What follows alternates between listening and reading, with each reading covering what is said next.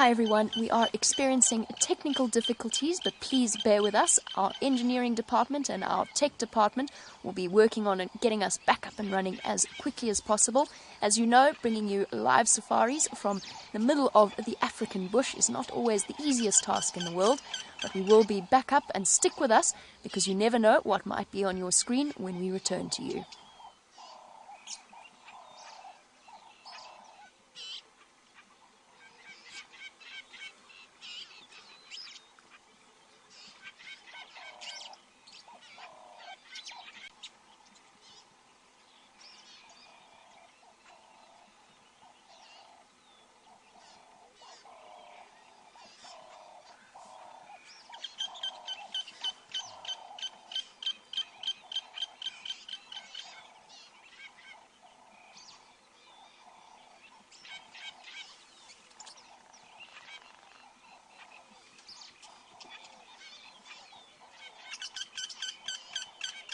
So unfortunately we experienced some tech difficulties. That's one of the things about being live and in the bush, but our tech crew is on it and not asleep like the lions behind me. Hopefully we'll be back with you shortly.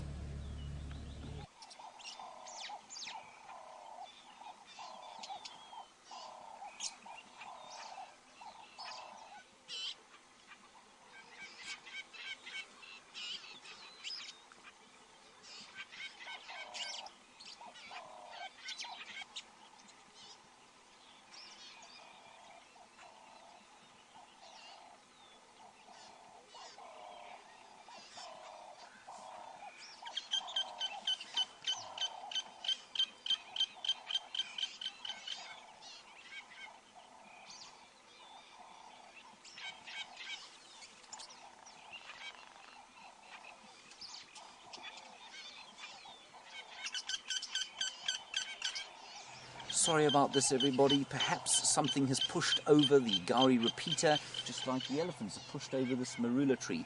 Our technical team is rushing around, madly trying to fix it, and we'll be back with you as soon as we can.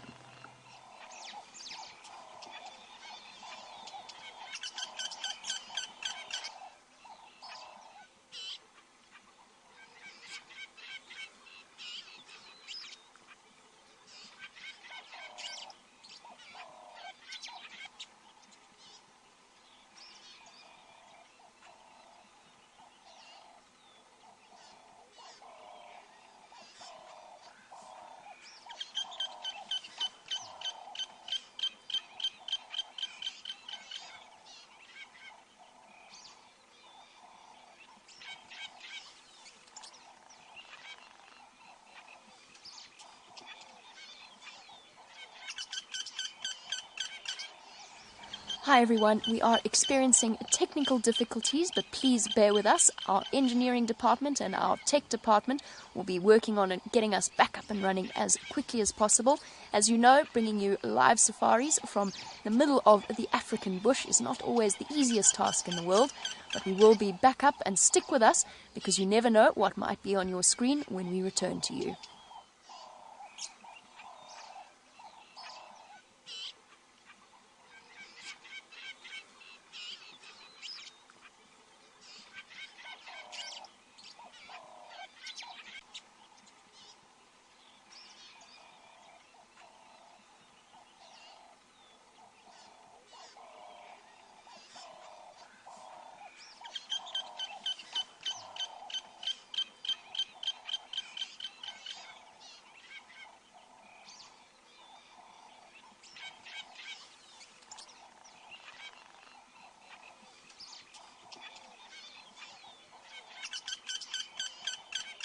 So unfortunately we experienced some tech difficulties. That's one of the things about being live and in the bush, but our tech crew is on it and not asleep like the lions behind me. Hopefully we'll be back with you shortly.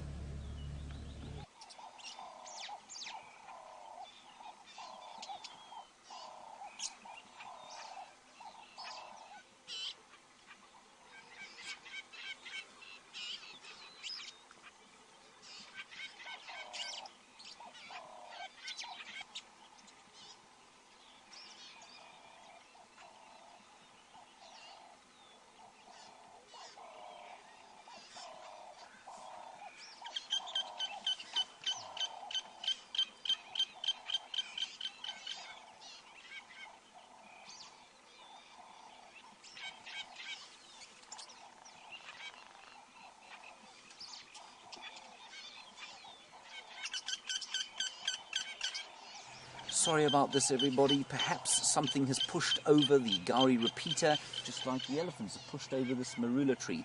Our technical team is rushing around madly trying to fix it, and we'll be back with you as soon as we can.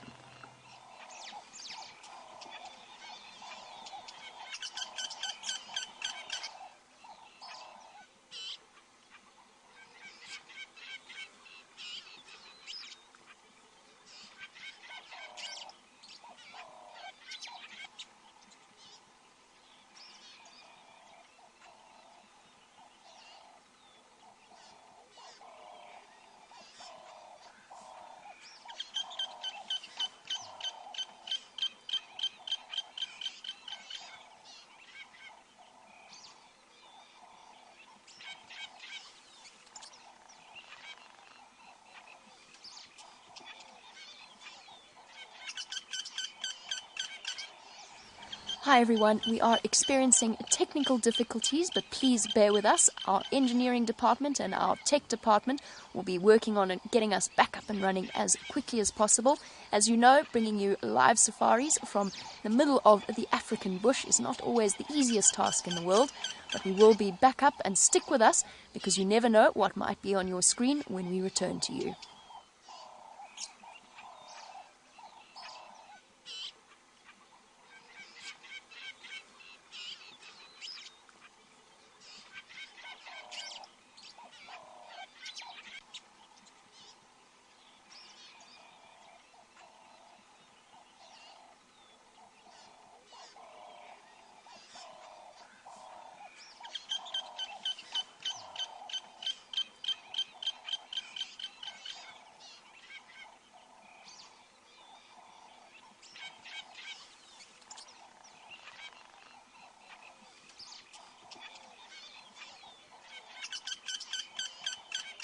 So unfortunately we experienced some tech difficulties. That's one of the things about being live and in the bush, but our tech crew is on it and not asleep like the lions behind me. Hopefully we'll be back with you shortly.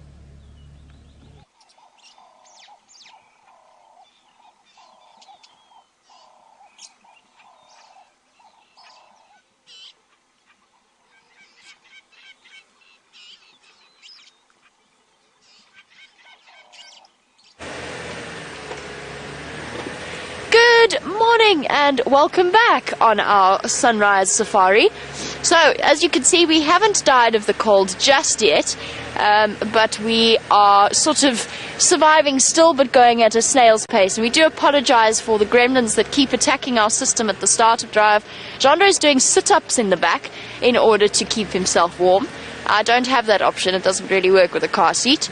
Oh look, here's some very cold nyala.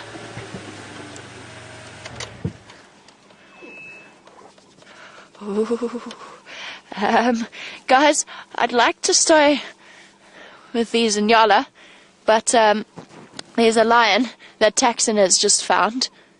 So, as lovely as they are, all fluffed up and chilly, we've got to keep going because they're about to disappear, as are my eyes apparently, because the beanie doesn't want to stay where it's meant to. This is ridiculous. I need a better hat solution. I know that many of you have offered solutions, and I have received the solutions, and I really appreciate it. Definitely agree with some of them. We need to make a better plan, because this is getting absurd. Alright, let's go get the lion. Not so fast though. Let's slowly go and get the lion. Jandre made a very good point, and that is the fact that our thermometer sits up on a crest with the rest of us in the mornings, but when you go down into the drainage line or into the river systems, the temperature drops by about 5 degrees. So we are sitting close to 32 Fahrenheit, close-ish, okay, let's say 36 Fahrenheit in the drainage, which is just over 0 degrees centigrade, and it's a bit chilly in an open vehicle. Let's all look over there. Maybe the lions came through this side.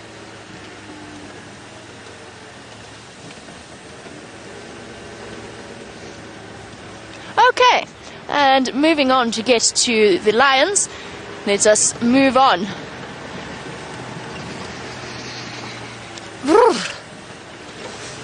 That's so cold. Sorry. Copy, thanks. I think I'm going to take Gari cut line and then come south down Mvubu Road, just in case there's more around that area. And Texan trying to desperately keep me updated.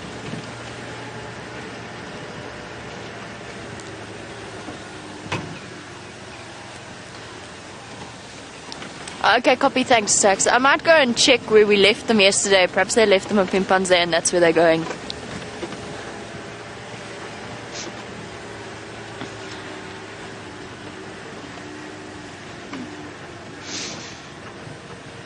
Also, Tex, when you're finished with those Ngalo, you might want to drive along Central.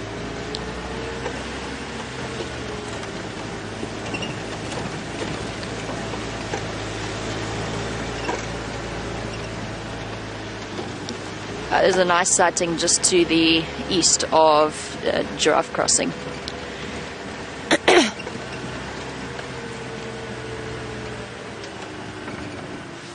Okay guys, we're actually going to skip away from this area. We're going to go and follow up with Texan and those lines. While we do, let's go.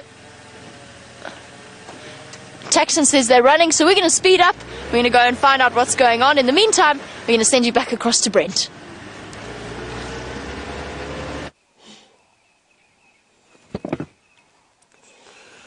Welcome to an extremely cold Djuma private game reserve. My name's Brent. I have Dangerous Dave the Dish on camera, and we're looking for Karula's cubs. I haven't seen them yet, but it is quite cold. They could be sleeping in a little thicket. And I'm going to sit here for a little while. See if... Oh, that's not a good sign. I think Karula might have fetched them overnight. I can see little birds in the thicket I thought they might be sleeping in. So I didn't find any tracks in the Mawati River as I drove through. So it's possible that they could have gone to the east or to the north. I'm going to check the boundary shortly for tracks. The ground's quite hard after that bit of rain. Oh, we can hear one of my favorite bird calls in the early morning. Oh, hang on, I'll show you other stuff. I'm just going to take my ears out quickly.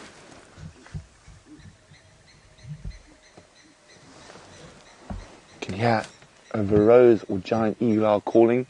Ooh, ooh, ooh, ooh.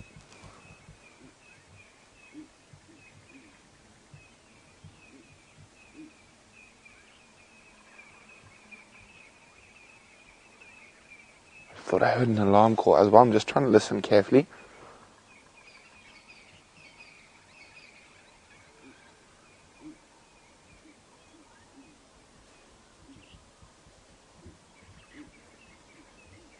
Can you hear something moving on the opposite bank?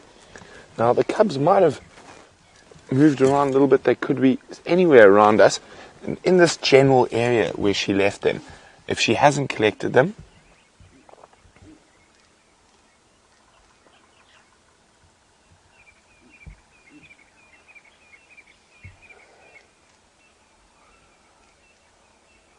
okay, so I'm going to have to look for tracks. I'm going to have to be going quite carefully now. So while we do that, let's go see how Jamie's lion hunt is going.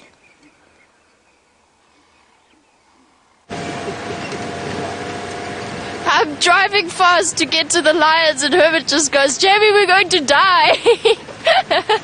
Which it does really feel like we are going to die. Oh my goodness, through the drip, through another dip, up we go. Whee! Everybody hold on. Sorry. Oh, I'm going to get shouted at by Texan. I'm going to drive here where he told me not to drive. Tex, I'm going to drive this portion of Mvubu Road. It looks dry enough. Is that okay?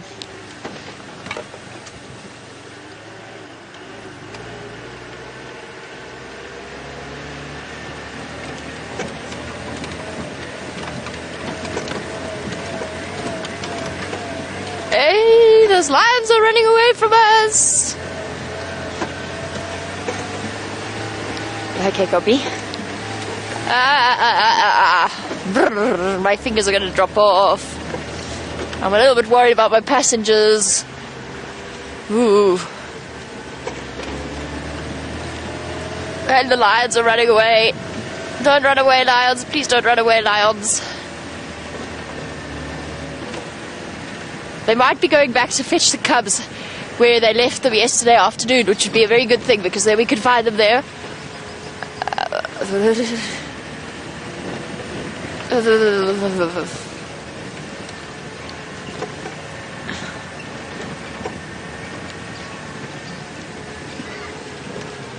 There's nothing like a lion hunt in the morning, or lion search in the morning, I should say. Oh, it makes the cold all worthwhile. That is, of course, provided that we actually find them. Please don't disappear into this horrible block, lions. It is very difficult in here. Oof. Oh, temperature drop.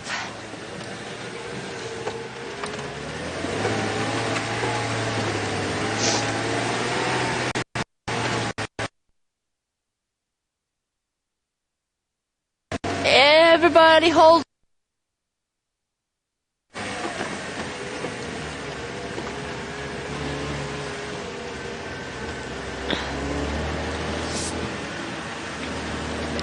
Copy.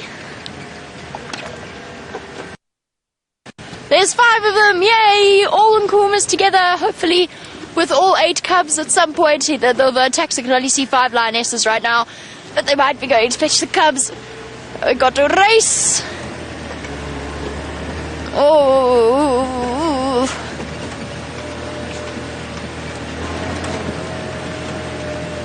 Everybody hold on, we're taking the corners at lightning speed. A little bit of a drift in the back wheels, in the mud. Forgotten how to drive in mud, it's quite fun. It's been so long since we've seen it. Hey, there we go, there's Taxon. I can see him in front of us. Oh, please stop, lions, please stop. Please don't go away. Oh no, not in here. Not in here. What's going to be the best way?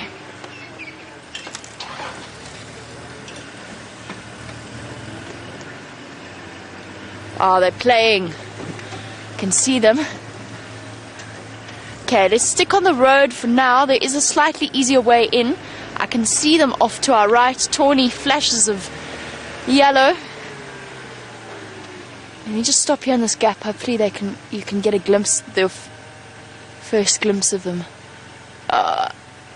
They're making life very tricky. Come on, lions. I see you. But can we get you on camera? You got him. Well done, Gendre. Okay, we cannot get the vehicle in here. We're gonna have to go around. Hold on. There's a way in. Or at least the off-roading might warm me up.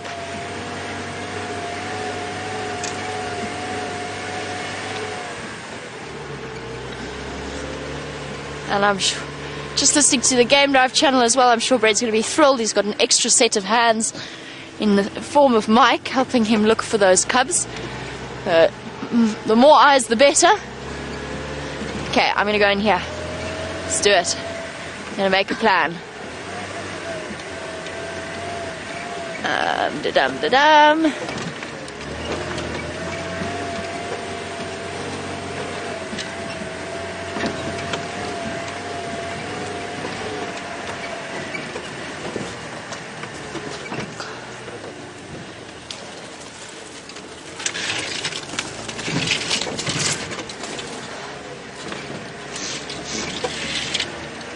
Oh, stump, a huge stump. That was nearly broken.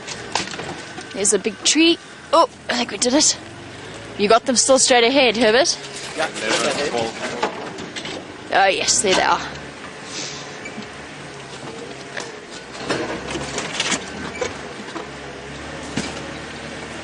Agreed, Shamsan. The lions are definitely moving with purpose. Here we go, we've caught up with them. Morning, ladies. I wonder if they're not either on their way back to some cubs or if they are on the hunt. Already that meal from the buffalo seems to have been digested, and there's some hungry looking lionesses, particularly Amber Eyes, who always seems to be particularly hungry. Hello, girls. Oh, so cold. I only see 4 right now, spreading out in front of us. Taxon will keep us updated if there's any prey coming up in front of them. Oh, and here comes number 5. All 5 Nkuhuma ladies back together once again. What's she seen? No. Just stopping to look ahead of her. Our Tax, are you standing by there on Gallagher shortcut? They're coming straight towards you.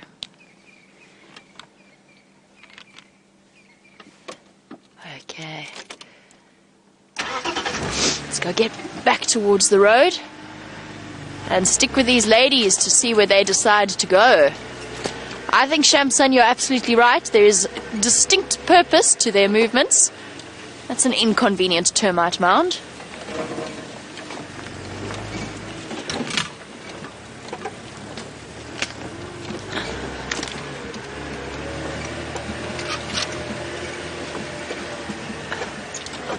Uh-oh.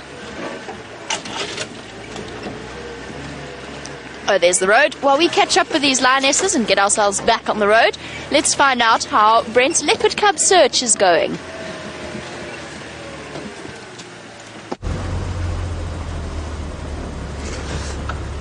So unfortunately the cubs aren't there, so now I'm checking for tracks to make sure they haven't crossed south over our southern boundary.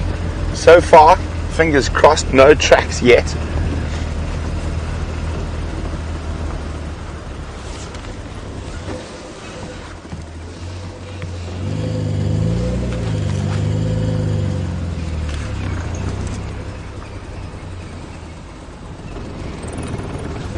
Okay, we're looking very carefully here.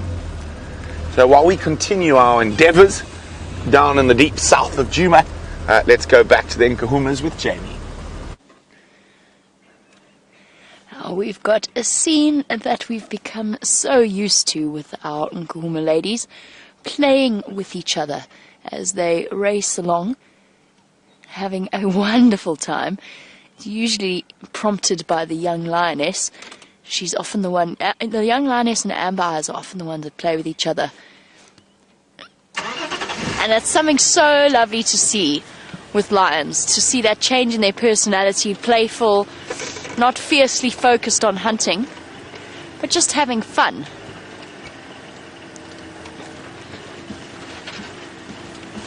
They are taking us through a really, really difficult area, but we're going to be okay for now. We're going to stick with them for now.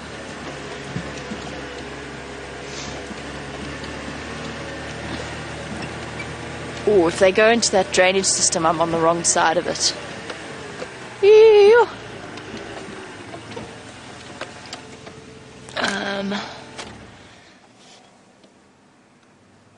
I think we're going to have to go around the other side. Unless they decide to go flat. They're in a really tricky spot. There's a male calling. Is it towards Buffelshoek? To the east. Okay. Let's okay, we have to go around, I think. We're not going to be able to go through here. Watch out, Herbie.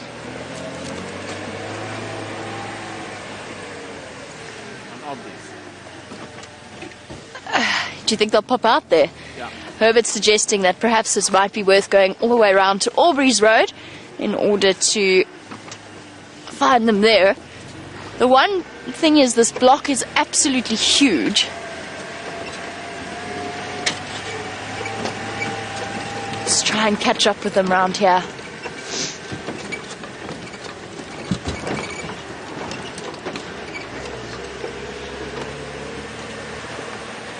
And Morning Glory, thinking along the same lines that I am, which is 5 Nkuhuma lionesses. Where are the cubs hiding on this beautiful morning? I think they've left them somewhere so that they can go out and hunt a little bit more efficiently. Probably in separate places. Let's see.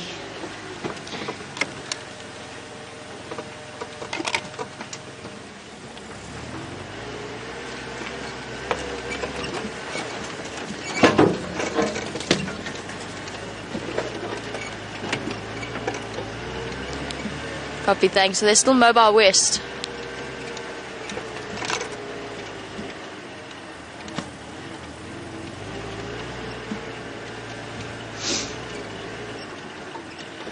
Woo!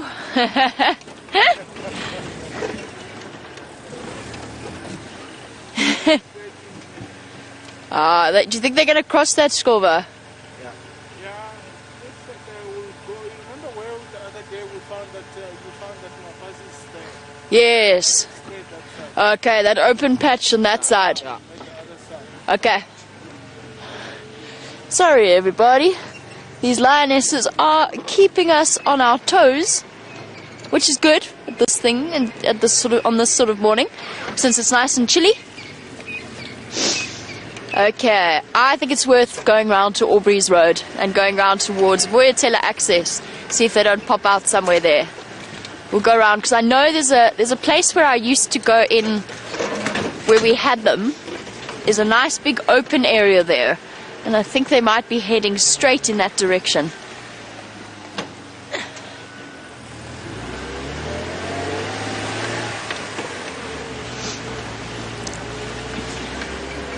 And there's definitely also a male calling from somewhere to the northeast of us. But I want to stay with the females. First of all, we know exactly where they are, and second of all, I don't know exactly where the male is. And I'm not 100% convinced that he is on Djuma. He might be right next to a boundary. And so we find ourselves speeding around once again, but at least we're no longer in a drainage line system, which is definitely a relief.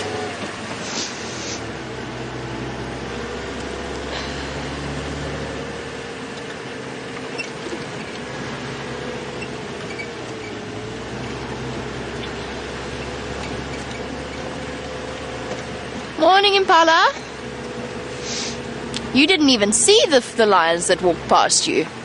Didn't even notice.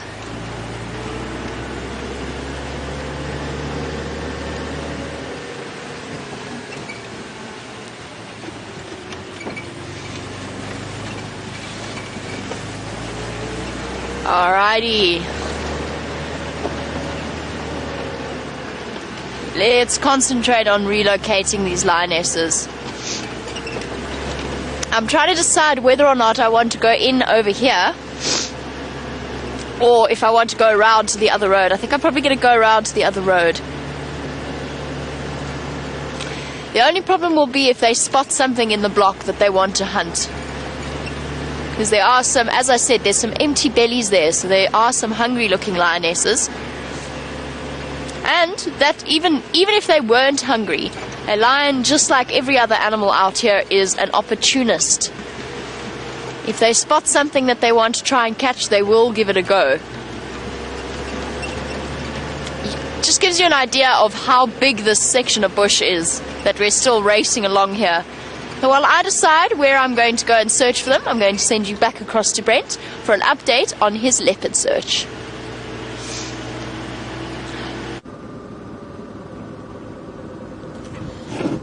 So I couldn't find any tracks heading south, which is good news. So now I'm just checking the eastern boundary. Also, while we were looking for tracks, a male lion called somewhere in this area. I do feel it's a little bit to the east of us, but I was coming here anyway to look for the leopard tracks, so we'll keep our eye out for a roaring male lion. And if we get no luck here, I'm going to head back down towards the Mawati River system. But I'm going to come from further north and work our way down. I did not see in the little short distance of the Mawati we did this morning any tracks of her going to the south or to the west. So if there is a possibility she might have crossed across that main road. There's been a lot of vehicles on it already this morning, but hopefully, fingers crossed, she's got a kill somewhere on Djuma. We might have to go back to that last position and really check for tracks a little later or in between drives. I would have said that male lion was around here somewhere, but I think a little bit further to the east. But he could be heading towards where those Nkuhumas were calling this morning.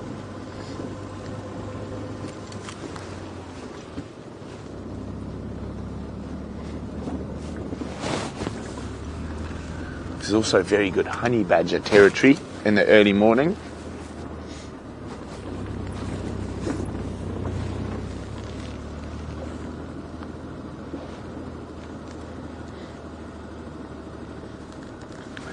Morning, Remy. Remy says it's fascinating how Karula's really good at raising cubs to adults. And do I think it's her knowledge, or is it because she's lucky? I would say it's probably a combination of both. And what's that old saying? I'm trying to remember now. It's great to be good, but it's better to be lucky. So I think it's probably a combination of both. And she is an excellent mother. Very, very alert, very observant. But again, it also just pays to be lucky as well. So I think she's got a combination of both. And to a degree, you always make your own luck as well. So I'd say, yeah, a bit of both. So far, no sign of leopard or lion tracks, but we're going very slowly. Now, quite a bit slower than I would normally track. Now, the main reason for this is because of the rain we had. So a lot of people would assume that rain makes tracking easier, whereas all the tracks you're going to see are fresh. It's actually the opposite. What happens is rain compacts the soil, so it makes the soil very hard. And when you're looking for something as small as Karula and her cubs, they have such light footsteps that it's really, really difficult to spot any tracks. It's not like an antelope that's got those hard hooves that dig in. So she'll often just pad, and you can barely see a mark on the tracks, on the road, sorry. So I'm going to go as far as central down Cheetah Cut Line, then I'm going to come back down Drakensberg, head down Battalier towards the Mawati River. Oh, what have we here? And just some kudu and impala tracks.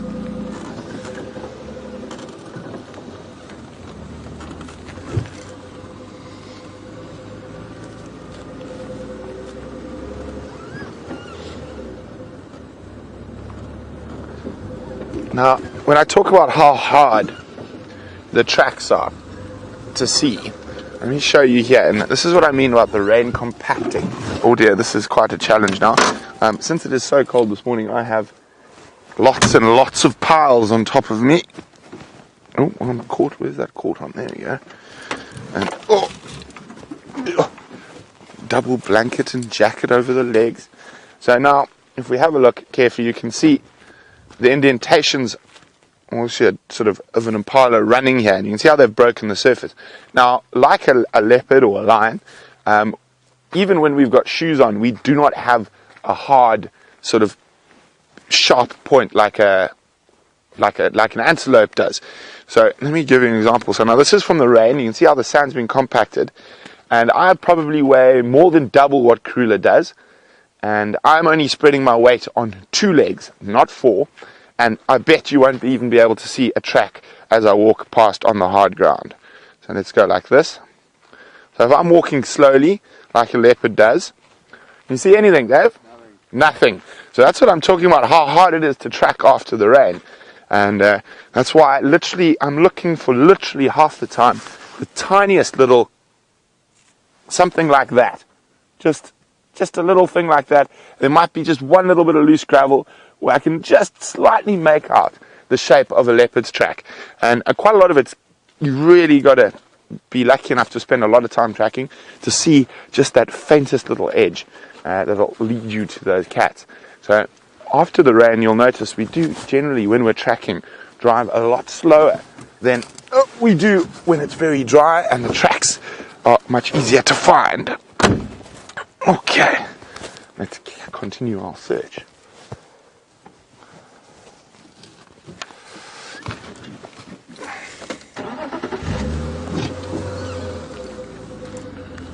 Yeah.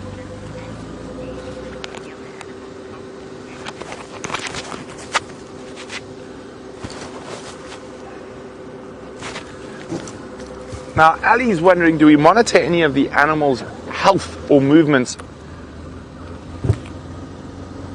Vera chip.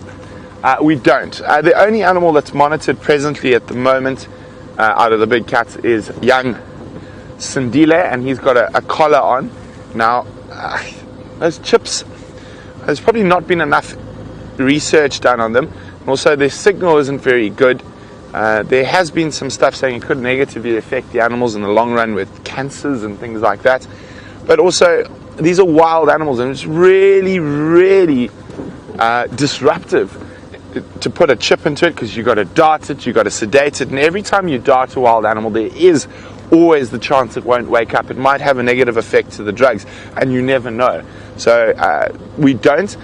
Some of the buffalo and elephants are monitored as part of a wider research program from Kruger, and obviously we're unfenced compared to Kruger. Oh, pretty little Battis. So there we go. Beautiful little bird. You got him, Dave? Top of the tree right in front of us. Zoom, center frame. Here we go. Hello, little chin pot spot Battis. And the small little flycatcher species we get here. Very, very pretty little birds. Whoop, off he goes.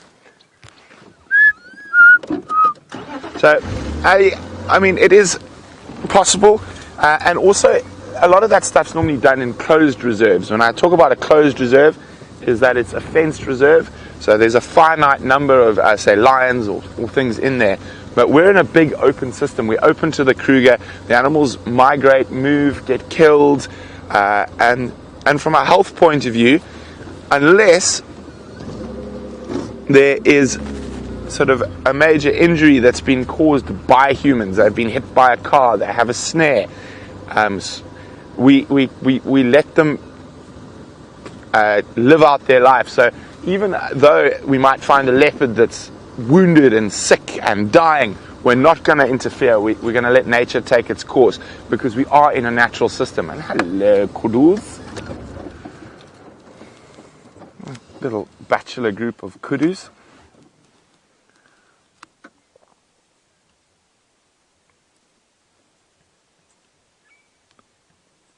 Now, it's always good to know where the kudus are, because they are great alarm systems for us. And they've got very, very good eyesight and very good hearing. And if they spot a predator, like a lion or a leopard, they will bark from the tops of the trees. Not from the tops of the trees, but they will bark very loudly. And that will let us know that there's a predator in the area. So, knowing that there's a nice big bachelor group of kudu here is good for our search. They're sort of a lookout for us. Oh, look at him munching on his morning combretum, or bush willow. So we've got some helpers in our search for Queen Karula. Now we know if she pops up anywhere in this area, this nice big group of kudu bulls they're gonna let us know by barking. So we're gonna keep on moving, knowing we've got some helpers on the eastern boundary. So we're gonna start heading back towards the west, and maybe a little bit further to the north, and then check the Mawati River system very carefully.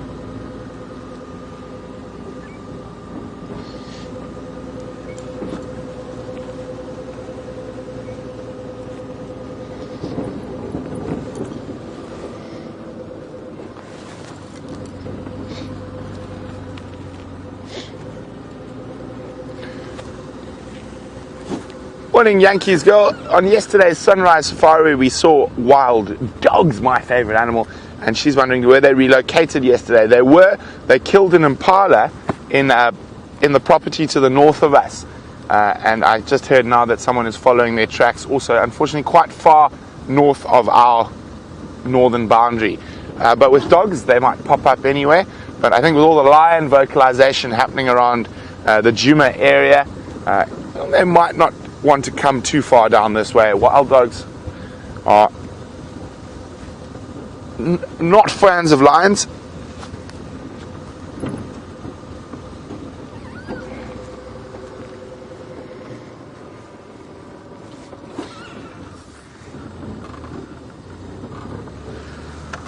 Okay, so now we're going to head back towards the west, and again checking very carefully for tracks.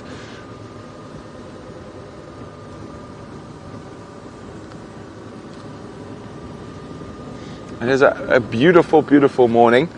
You can see glorious light, no clouds in the sky. Remember, we're on a live African safari, and you've heard me answer a few questions. So if you've stumbled upon us, you can ask me a question. And you can do that by using the hashtag Safari Live or the email address questions@wildearth.tv.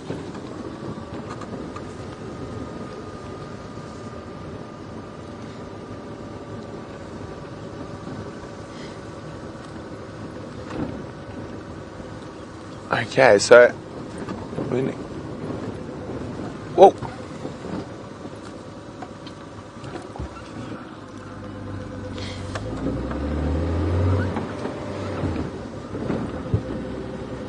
Okay, so I'm just listening to the Game Drive radio, and some very exciting news. And Yankee Girl was asking about wild dogs, and I've just got a report that they are heading towards our boundary, almost exactly, or very close to where Jamie is. So I'm going to give her a chance to speed off into that area. So you're going to sit with me for a little bit.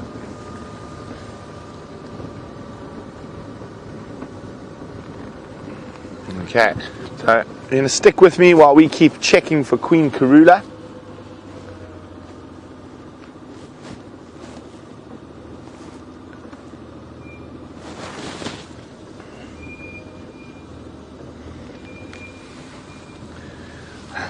X-Ranger would like to know if I've ever had to track a human that was perhaps lost in the bush.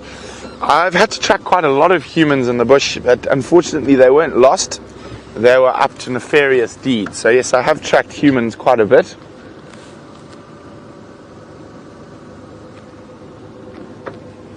Okay, let's have a look here. No sign of any tracks yet.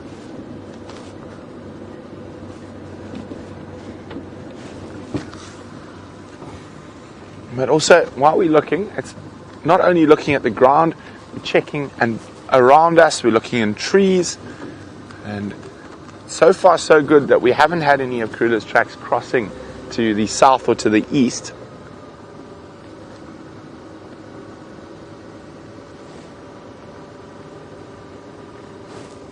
Okay.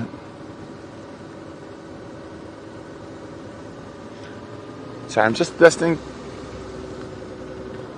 to the Game Drive again.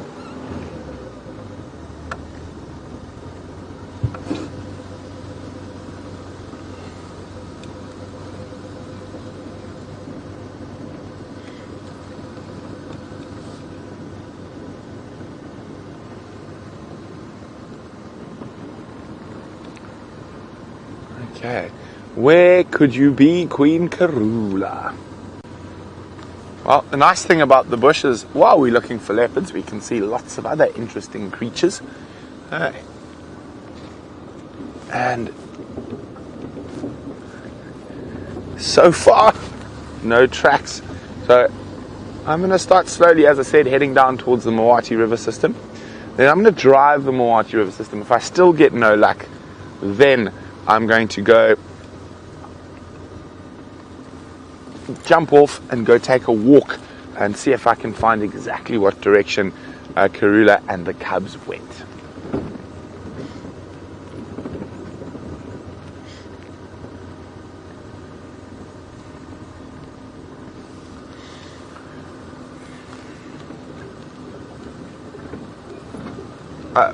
Hi, Michael. Michael is wondering, how big is Karula's territory? And do we have a map of it? Michael, it's about 2,000 hectares or so. So just under 5,000 acres. And Michael, if you remind me on the sunset safari, I will bring a map along of it.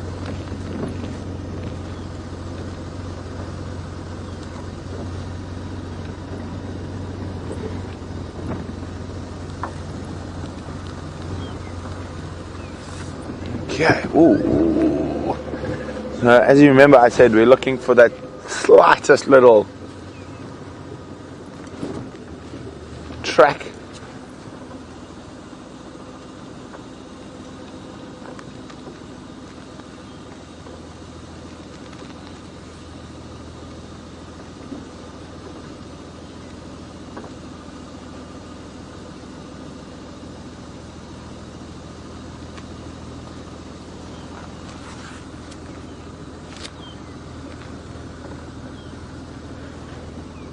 Quickly across to Jamie.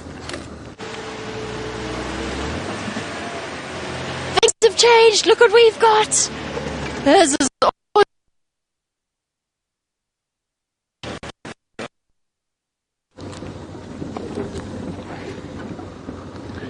Well, it sounds like Jamie's really close to the wild dogs. It isn't a potentially funny signal area, so hopefully they move out of it quite quickly. Oh, hello, Fluffy. How's that, Dave? Oh, there's another one in front of us. So I think it'll be a bit more forgiving.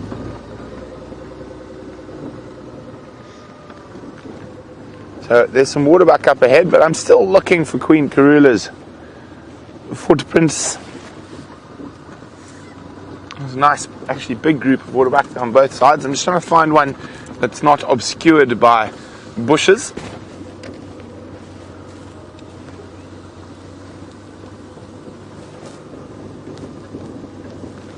And we should be getting some.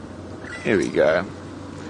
Okay, well, Jamie's got something far more exciting than waterbuck, so let's go have a look. Look.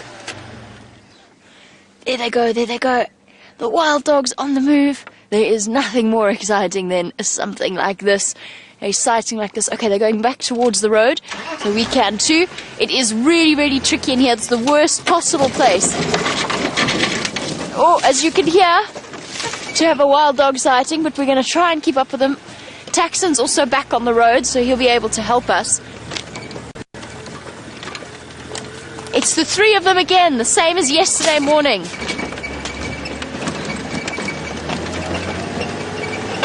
Everybody hold on.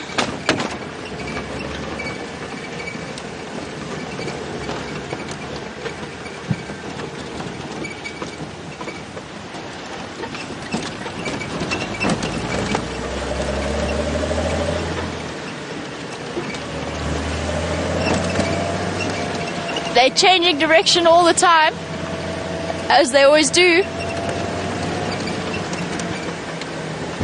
And geez, they are fast. Just to give you an idea,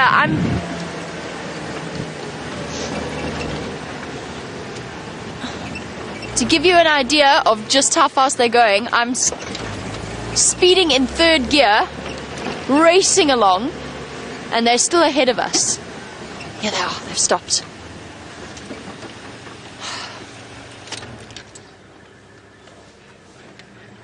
Okay, they're going into the block. Tax says there's a... Okay.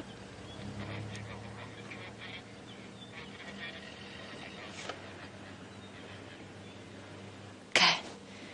There's apparently some Impala up ahead. Just hold on, we're going to have to move. There's Impala ahead of them. And there's a very good chance they're going to go for them.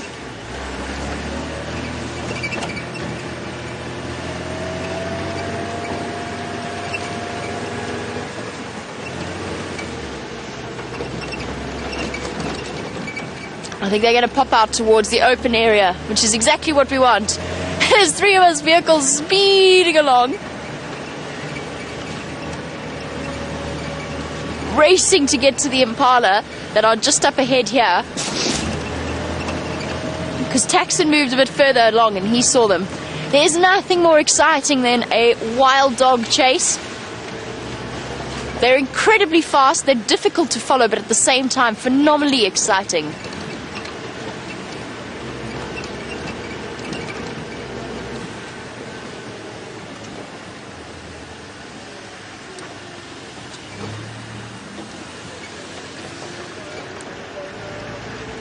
Guys, I'm going to go around onto the road because that's exactly what's happening here.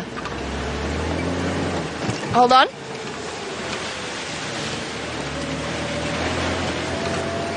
Woo!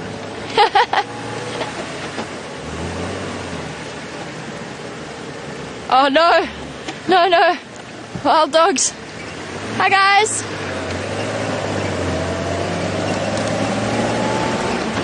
They're already going towards the boundary.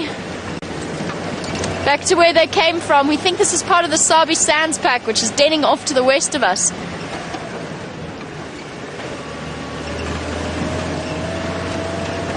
We're just going to have to try and get them as they cross the boundary.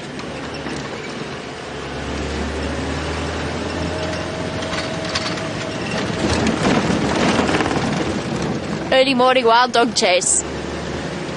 And we have taxon to thank, even though we had those very brief views of them. We definitely have taxon to thank for that.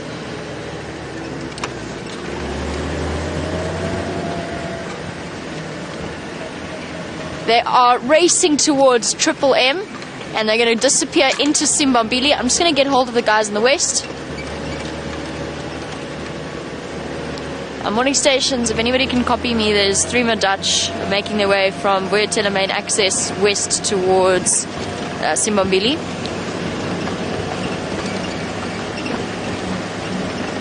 No idea if anybody heard me.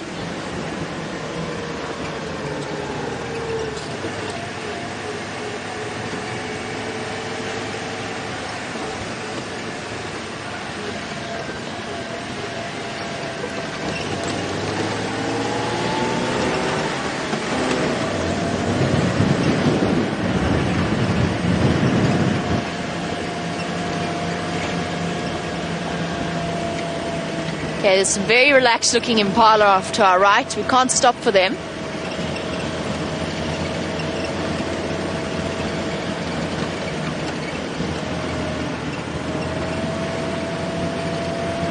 Everybody keep your eyes peeled for the briefest flash. There they are.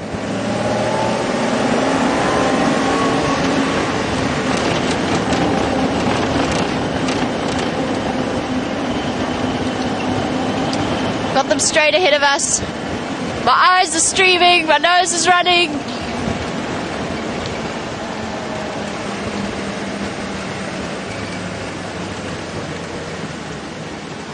And there they are.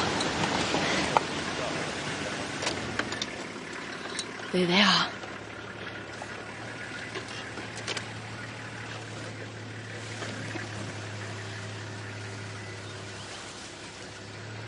Awesome.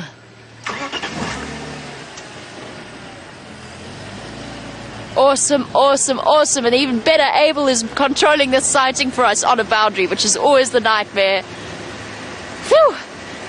It just goes to show how incredible these animals are in terms of their speed and athleticism, because they're not even tired. This is just a standard morning for them, jogging along. I have to move up in a moment, which I will do for Abel.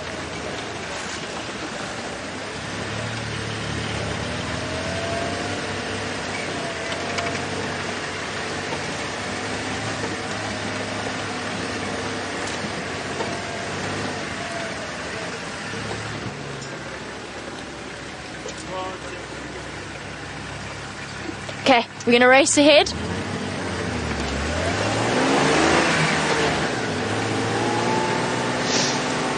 And these dogs are just eating up the ground.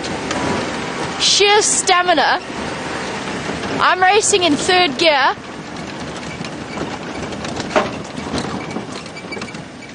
I'm trying to stop every now and again to give Jandre a view, but they're going so fast it's almost impossible. Oh, there they go, into Simbambili. No! No! Not that way. Oh no, hold on. They're not in Simbambili just yet. That's Parallel Road North. Bye. Thank you, Tax! Bye, guys!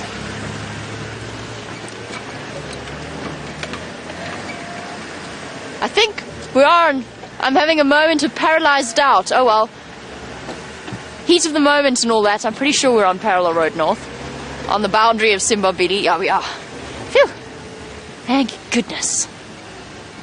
Okay. Going back to Triple M.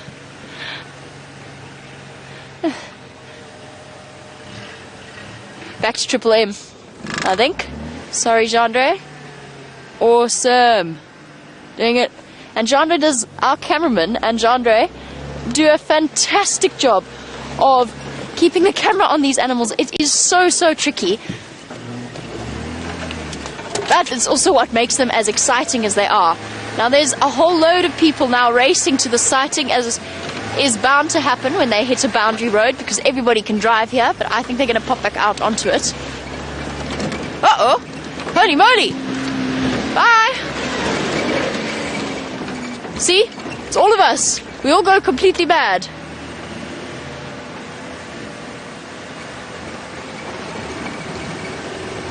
They're coming through here. I think it's worth standing by here. We cannot go crashing through that block.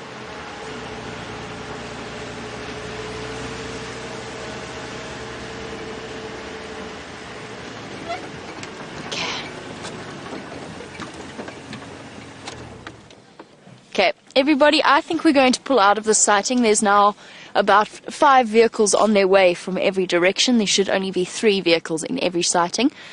So we're going to give away, make space for them, because it's utter chaos in here right now. So we're going to pull out and we're going to let everybody else have a turn with those wild dogs. It's also a very, very tricky patch. We'll try and rejoin them later. Hopefully they decide to go lie down somewhere on Arathusa. While I get onto the Game Drive channel and try and sort things out, let's head across to Brent and find out how he's doing.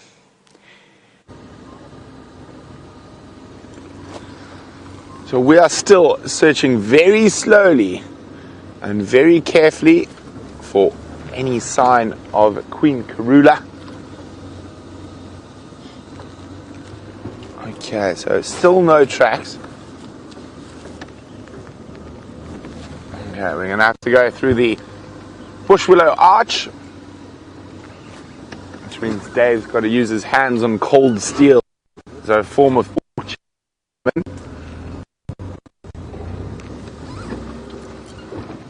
Now, one of the reasons I'm checking this river system so carefully is because even with the rain, I'm going to be able to see tracks here.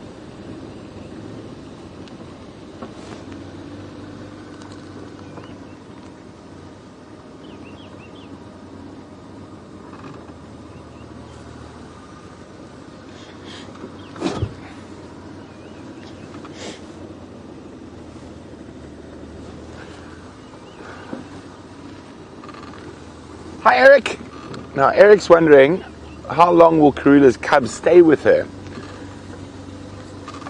Well Eric, it all depends. Males generally stay with their mothers longer, till about 2 years, sometimes even up to 2.5 years. Females become independent normally just before 2 years, but sometimes as young as a year old. And it all just depends on the individual. And what will happen is she'll start chasing them away. Now with females, she will sequester a section of her territory to that female, so the female has an easier start in life. With males, one of the reasons they stay with mom a little bit longer is they've got quite a lot tougher life. Oh, people are talking a lot this morning. And so they generally stay with mom longer. It's also the best chance for mom to spread her genetic material, because the male will move out of her natal area and then mate with leopards that are unrelated to her. So it's the best way for the female to spread her genetics.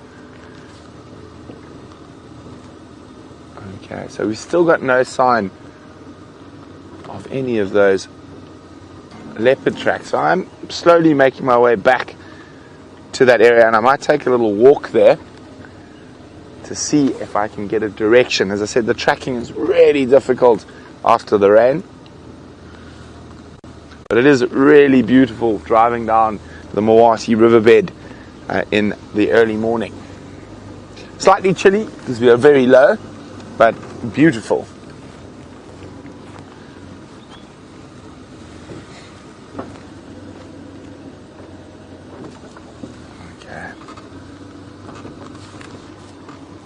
Checking all the soft sand for tracks.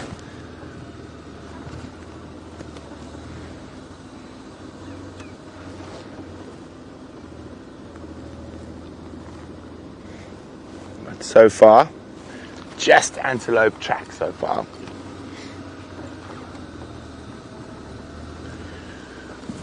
Well, a huge Safari Live welcome to Ali. Now, Ali is a new viewer. Welcome to the Safari Live family, Ali. And Ali would like to know how she got the title of Queen Karula. Well, Ali, she's our dominant female leopard, so she is the queen leopard in this area. She's also been watched by our Safari Live fans for many years, and she's successfully raised many, many cubs.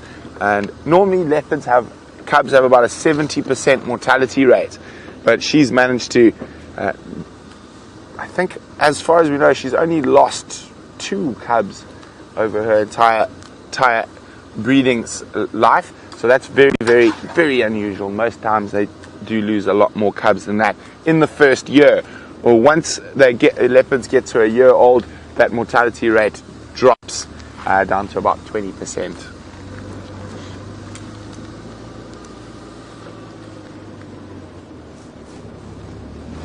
Okay.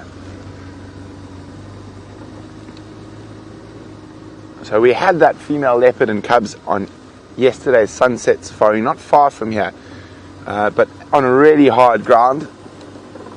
So couldn't see which way she went from the vehicle. But I'm just going to slowly keep checking down there before I go for a little walk, see if I can find which direction she went.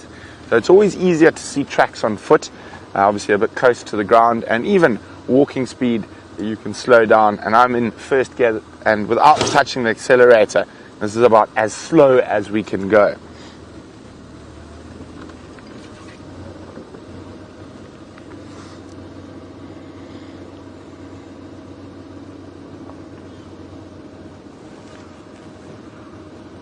Now, Nora's wondering if we find Karula's cubs on foot, does it still give you a heart racing effect?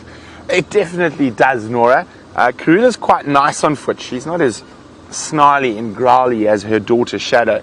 Shadow definitely raises the heart rate a lot because she tends to growl and charge you when you find her on foot. Karula just seems to look at you going, "Oh, you again."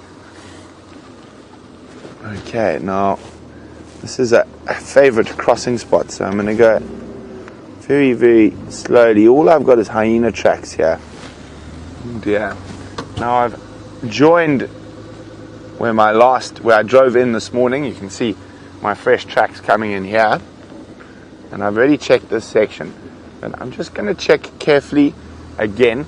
Now, the cubs might have moved to the opposite bank. They can do that. It's not that far. So they will stay in the general area where the mother leaves them. But as they get older, they start to get a little bit more adventurous, a little bit more playful, so they can move around a little bit. But now the sun's out, so if they are still in this area, I'm pretty sure they're going to be basking in the sun to try warm up.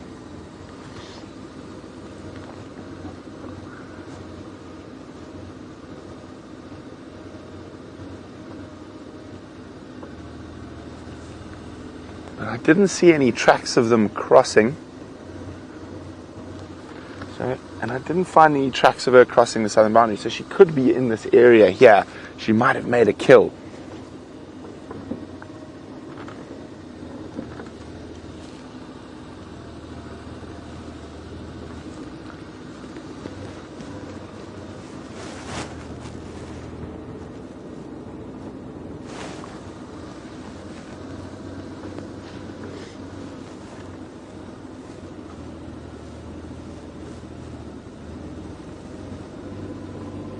Okay, this is where we spotted them for the first time on top of this bank yesterday.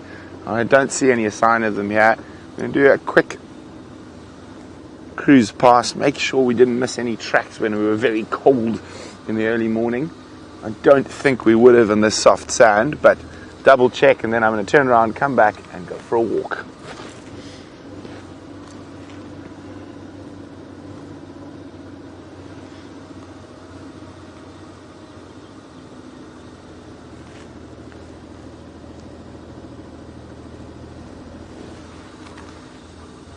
Might have moved a little bit further down in these riverine thickets, so just checking very carefully.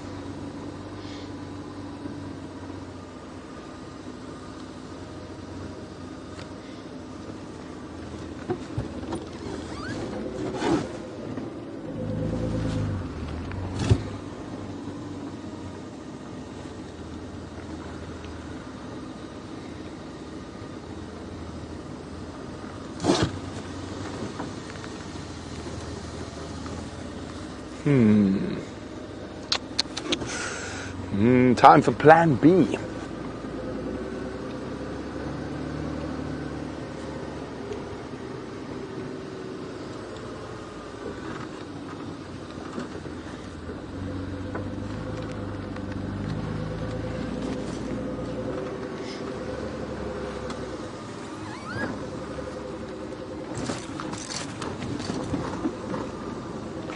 Okay, as I said, I'm going to head back.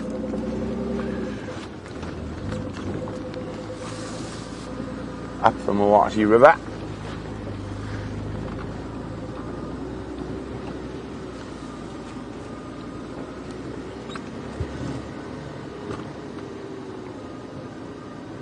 Oh. Let's be on the game drive radio for a second. Andrew.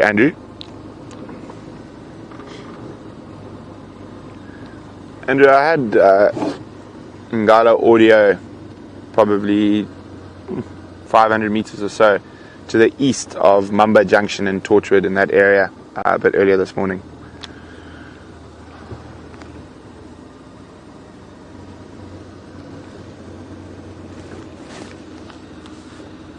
Okay, just checking into these thickets again. Their camouflage is so good.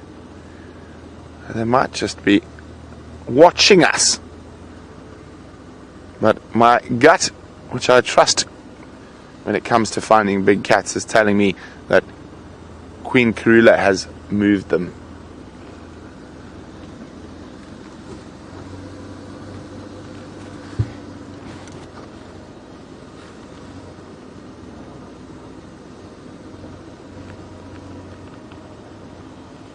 Okay, so I am going to go have a little stroll up in this riverine thicket, see if I can find, hopefully, Karula and the cubs, or at least what direction they went into.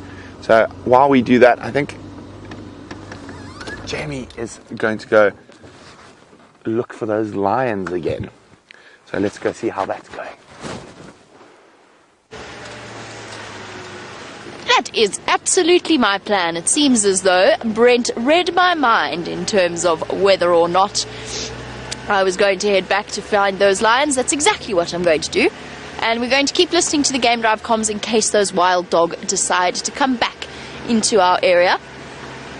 It got a little bit too chaotic there, and as you may or may not have seen, we nearly had a collision with another vehicle. Not quite, but almost. Right, the ladies were heading in this direction. Let's go and find them.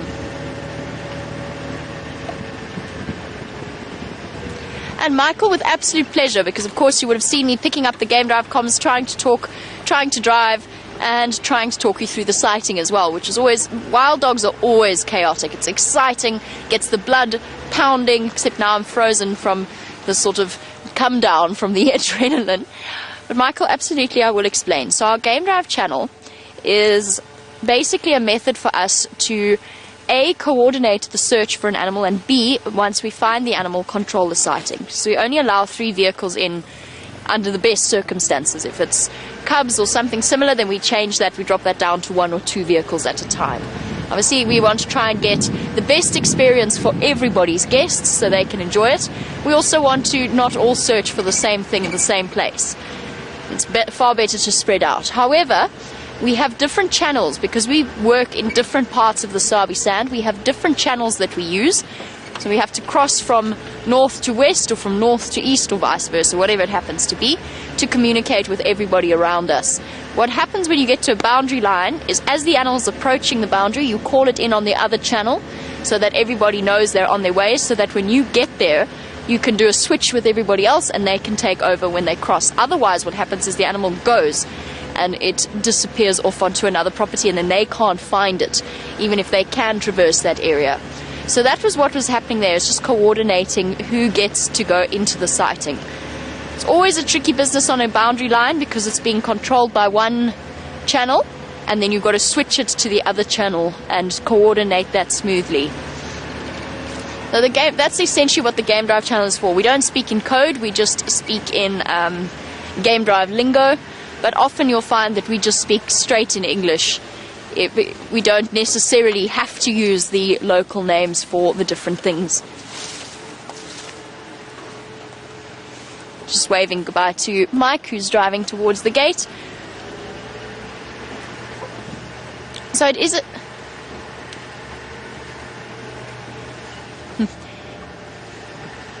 it was a very...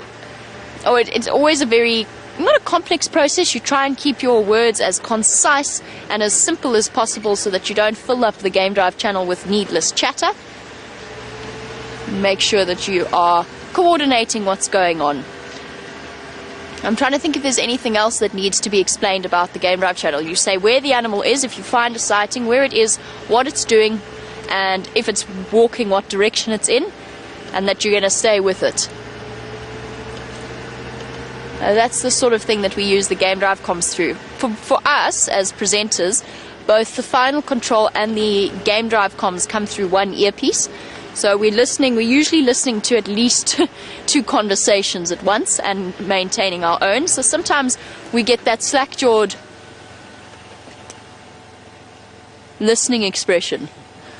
We all do it. You find suddenly you can't talk and listen at the same time, and so you just become gormless and no longer able to function either way. And often you don't hear what's being said. There's a big tree in the road. Hello, tree. I don't remember seeing this tree. Did we see this tree? Oh, apparently we did see this tree. I just don't remember seeing it. We were in such a hurry to get to those lions, I guess. Interesting. You see what happens in one's mind. You get sort of confused when things are all chaotically happening at the same time. The game drive channel is an entirely essential tool. We have to use it, and it does make our lives a great deal easier. So there's some relaxed animals in here. We've actually got a mixture of antelope. I'll try and position us so that we've got a clearer view. It's right into the sun, unfortunately. We've got a herd of impala, a nyala, and some waterbuck as well, all of which look very, very calm for animals that have been in the area where the lions are, which tells me, sorry, it's very difficult to position us properly. There's the waterbuck bottoms, and then the nyala walking at the back.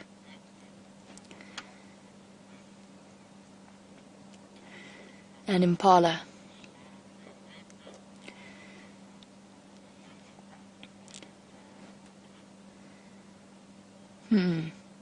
Very interesting. They don't look nervous at all. They don't look like they've just been hunted by lions. Now, those lions, if they've encountered a herd of impala, they might hunt them. There's no, as I said, they're opportunists. It wouldn't really be a very good meal for 5 lionesses, especially with 3 of them supporting babies as well. But these guys would definitely have told us if the lions were in the area with their alarm calls, particularly the nyala and impala. They start to give off very sharp and harsh alarm call barks, sort of a ba ba ba sound from the impala is particularly. They look very relaxed to me. That doesn't mean there's not lions. This is exactly where the lions should have popped out. Doesn't mean they're not hunting somewhere in here. I just wonder whether they went flat in the block, perhaps went to go and fetch cubs in the drainage system. We don't know where they're keeping the other 2 sets of cubs.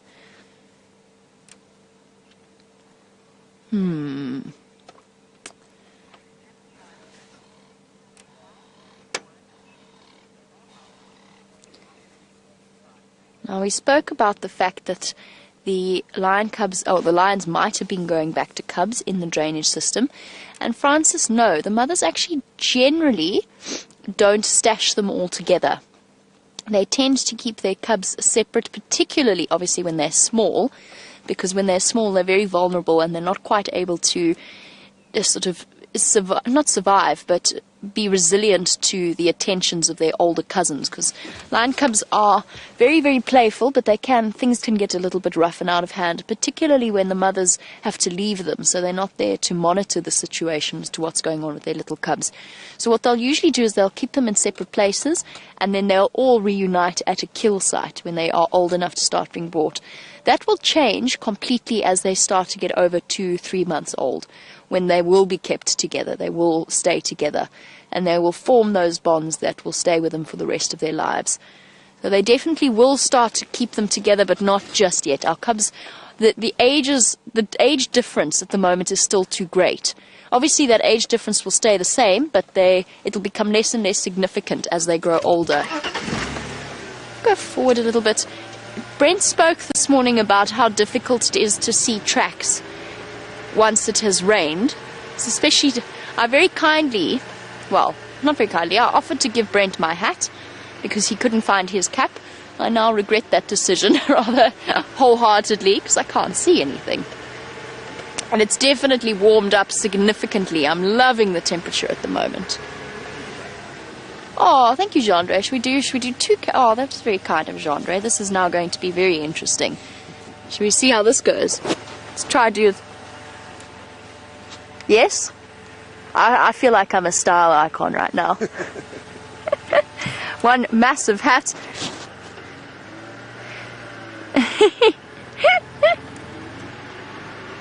It does definitely feel like one of those mornings that started out really cold and is going to get very warm very quickly.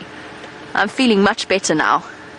No longer like I'm about to die due to hypothermia. And I've got, thank you, Jean-Ray, now I can actually see. I'm not sure how I look. I'm not sure it's a look I should go for. These lines, I don't think these lines have popped out here.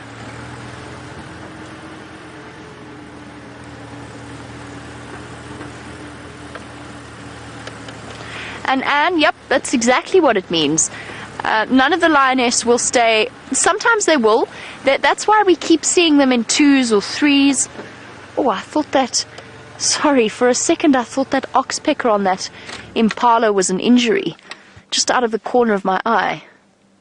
Oh, goodness, right in the eyeball. Sorry, Anna, we'll get back to answering that in a moment.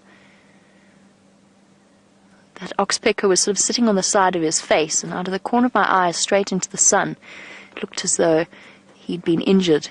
But he's absolutely fine, a healthy-looking ram, lying down and ruminating. And the fact that he's lying down, even though sometimes prey species are quite comfortable with predators in their nearby vicinity, as long as they can see them, and they're not displaying predatory behavior, the fact that he is lying down and ruminating immediately tells me that the lions haven't come within this area. There's no way he would feel comfortable enough to lie down.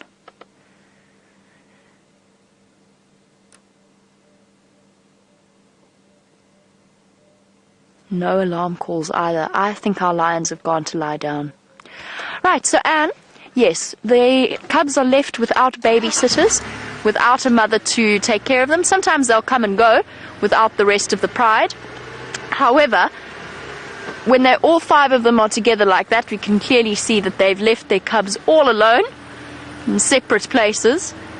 I really felt for those little cubs in winter. I feel for the little cubs in winter because I just imagine them all cuddled together in those cold drainage lines or those river systems where their mothers hide them. And I imagine how chilly they must feel. But of course they're not like us, and they've also got a very nice warm coat to keep them warm. I'm checking carefully along the road here to look for their footprints coming out. I don't think they have come out though. I think they are still in there.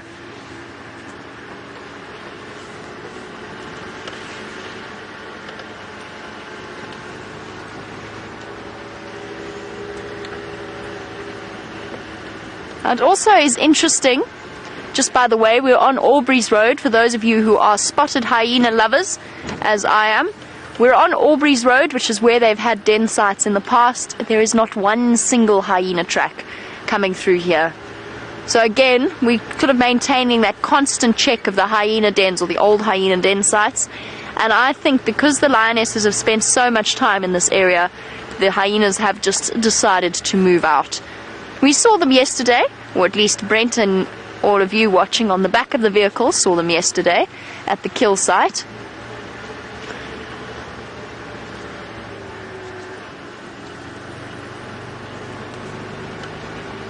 So they're still around, they just are not necessarily denning here.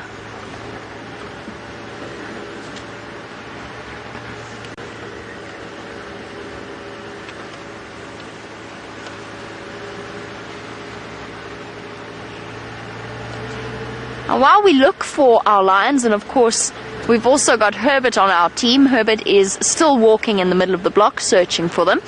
And James Richard would like to know what the most unusual thing is that we have ever had to track. Oh, it's a very good one. Very good question.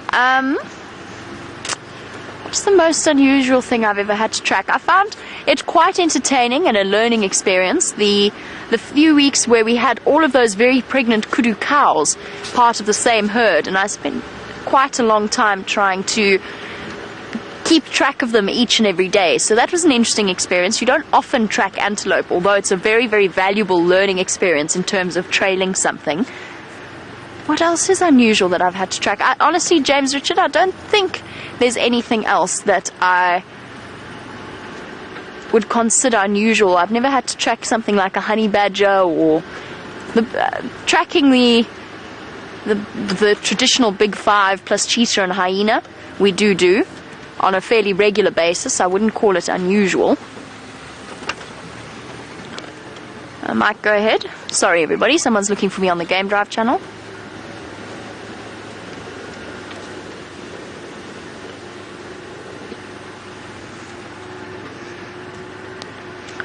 Mike, I'm looping the block. I've checked Aubrey's Road. I don't see any sign of them coming out here. I'm looping back towards Gallagher Shortcut where we last had visual. And there we go. Mike just wanting to help coordinate his efforts to help us out in searching for these lions. I'm not sure that this hat situation is working out as I planned, but I can't fix it right now because my microphone lives in there.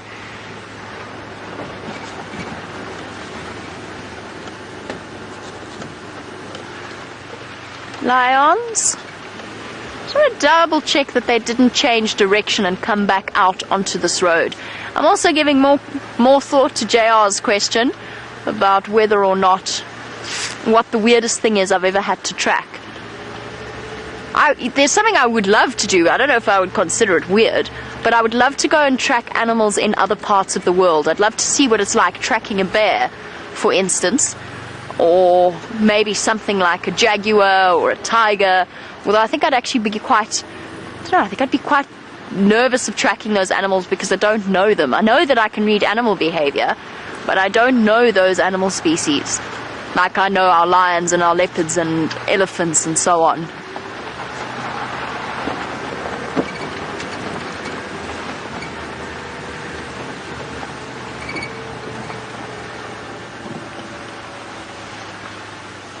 And welcome to Lee Middleton, who'd like to know if we've ever tracked a poacher and if there is a problem with poaching in our reserve. Lee, we're really very fortunate in terms of where we work. The Sabi Sand is probably one of the safest areas for wildlife in the country, if not the world. And I'll tell you why that is. It's because of the way that the tourism industry has been maintained here, the conservation, and that in turn brings in money for conservation. The more money you have, the better your anti-poaching will be. Have I ever tracked a poacher? Yes, I've worked in reserves with very, very serious poaching problems. I have tracked poachers before, I've backtracked poachers before.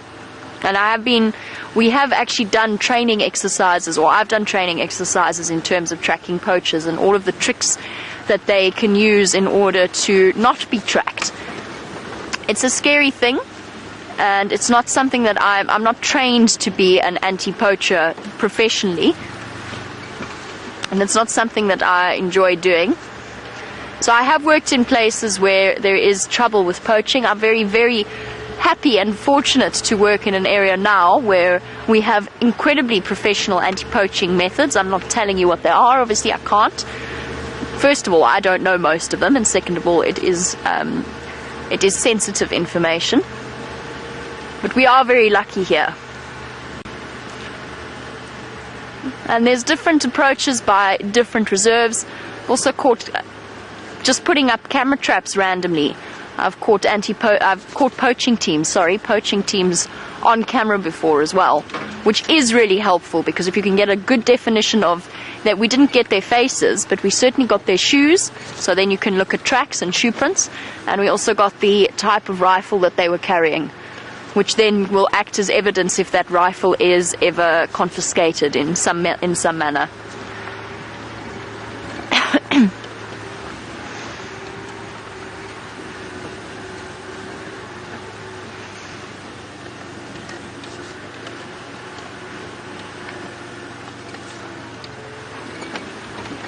I'm sure. I think these lions have just gone flat somewhere in the drainage system. They probably didn't even go much further than when we left them. Come on, lions. I'd love to spend a little bit more time with you. I think the only way that what we can try and do is just poke our noses into where we went off-road for them before we lost them and just see if they're not somewhere in this region. I think they're hiding their cubs somewhere in this river system in here. Lots of sneaky hidey holes.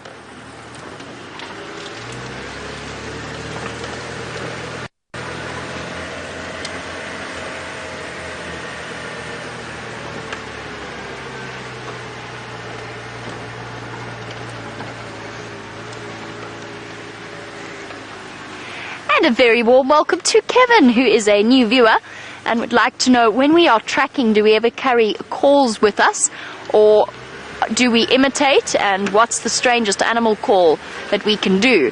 Oh, Kevin, we definitely, when we're tracking, we actually don't use animal noises to attract the animals to us. First of all, it's dangerous to do it in that kind of sense, and second of all, in this particular context, it's not ethical to do. And what I mean by that is the fact that you could call a male lion to you and get lots of different animals responding, or male lions responding. Okay, male lion is one thing. Let's say you play a buffalo distress call and a pride comes rushing in with their babies to investigate, and then all of a sudden you've also brought in a male lion that then does damage to the cubs.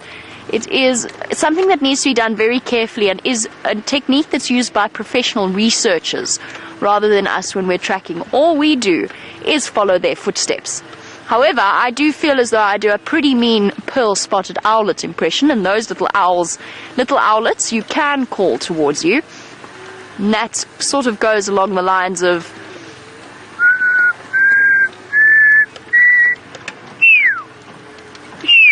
So you can call birds to you, if you sort of get the idea there. And then Chandra and I were talking about it. Chandra is about to get smacked by one of the worst trees possible, which is the zebra wood. Chandra says he's okay with that. He's a brave man. I'm about to get smacked by the zebra wood, and I'm not okay with that. Oh! Ah! Oh, just have a look at these thorns.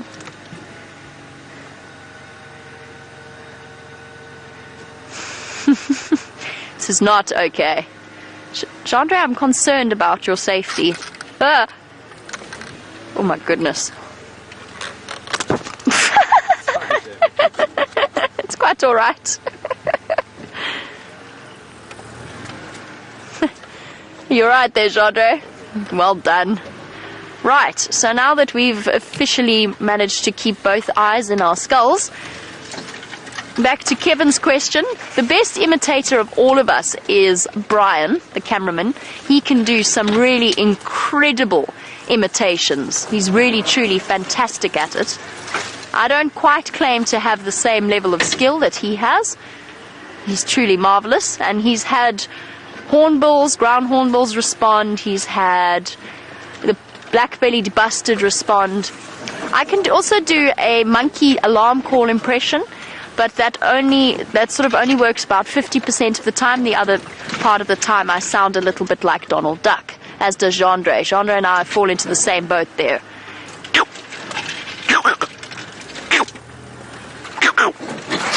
The rest of the animals, Brent does a good lion roar, I don't. Brent does a good buffalo distress call, again, I don't. And I'm convinced that these lions are somewhere here. Where are you? So this is where we last saw them. You're going off-road here. Got cisticolas calling in the distance. Oof, it's such a tricky spot. They're probably in this river system. Somewhere here. I wonder if they haven't gone to go lie down in the shade.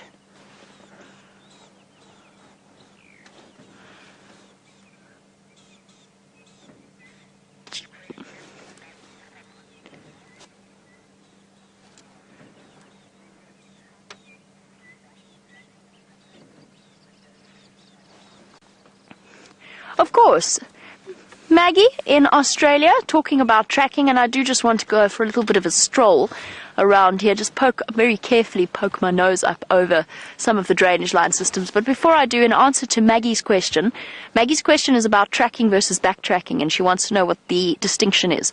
Tracking is tracking is looking at tracks. Trailing is following them. So there's a subtle, but we always use tracking in terms of finding the animals. So tracking them is following where the animal went. Backtracking is finding where they came from. It's tracking in reverse. So going backwards along where they came from. And that's useful in terms of narrowing down where den sites might be. If you've got lioness coming out of a patch regularly, if you backtrack her to where that is, you get a rough idea as to where she might be hiding cubs.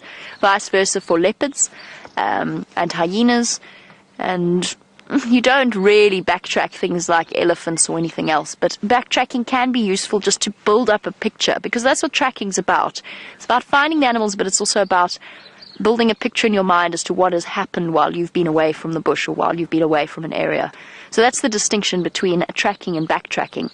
Speaking of tracking, I know that Brent has been wandering around on foot. Let us find out how his tracking or backtracking seems to have worked out for him.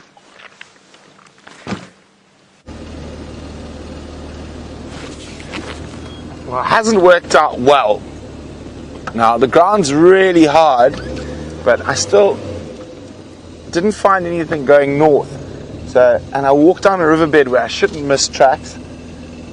So when you rule out one direction, the remaining direction has to be true. But I'm just trying to double check here now that there's a bit better light.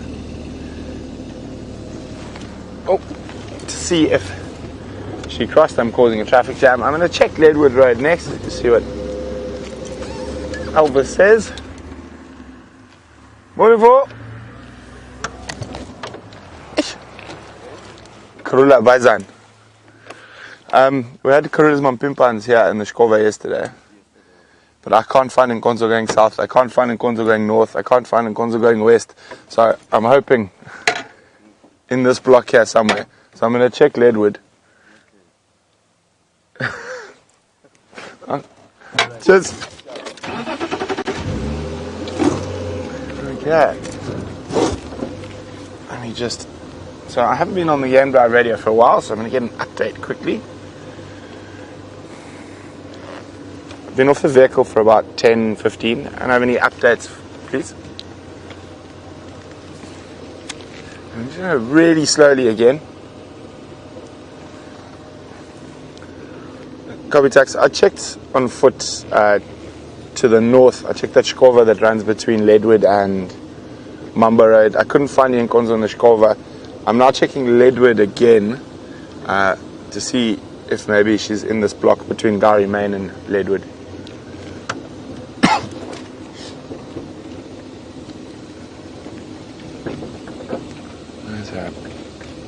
Sometimes they like to lie out in the open for us. Other times, we've got to work quite hard.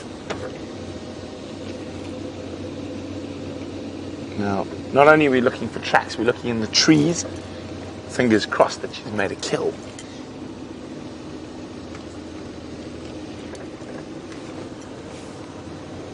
But while we are tracking, there's always interesting things to look at. So I'm always keeping my eye out for anything.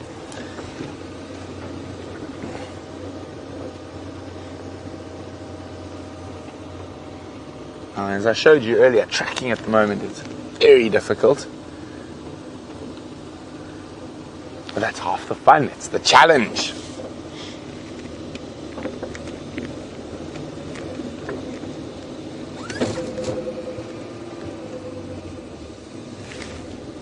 There we go. Oh dear. Now, as I said, you're looking for the faintest little shape at the moment, and I haven't been down this road yet, but I know it's going to be quite hard to believe. But what I'm about to show you, oh, I'm stuck on things. What I'm about to show you is in fact a leopard track, and unfortunately it is going in the wrong direction. Now you see how hard the ground is here. So this looks like a cub, and it looks like it was playing or running after mom. You can just see the make out of the toes, and then the back pad is there. So that's a bit bigger than that, but it's so difficult to see. So I'm going to double check, see if there's a clearer track of maybe mom. Unfortunately, another vehicle has driven down here already this morning.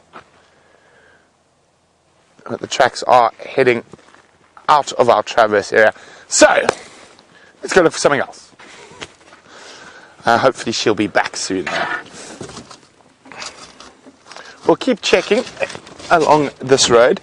You never know, she might have, the little ones might have just been running around, causing havoc and playing. Oh, let me just get my seat sorted. Oh, there goes my microphone. There we go.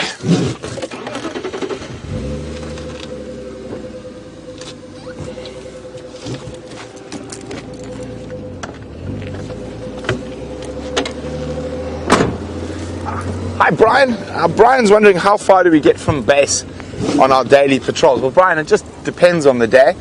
If we go down to the sort of southeastern corner of Cheetah Plains, we're probably 20 odd kilometers sometimes from base, but that's on the roads. Driving probably about 12 or 13 kilometers. And on average, I'd say we probably do 5 to 6 Ks, maybe a bit, no, maybe more, as much as 10 Ks in a morning, or an evening. But it all just depends on the day. Sometimes we barely ever move, and if we've got a lion and leopard sighting, probably do a K1.5 to them, and then we just sit tight.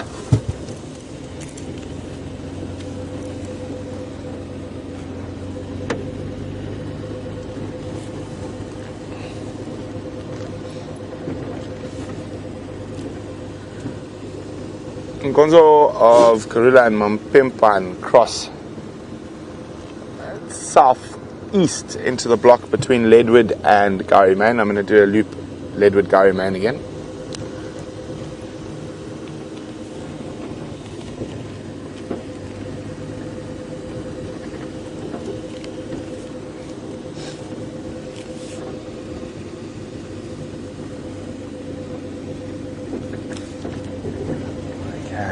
So you can actually see my footprints on the road. Let's do it that way.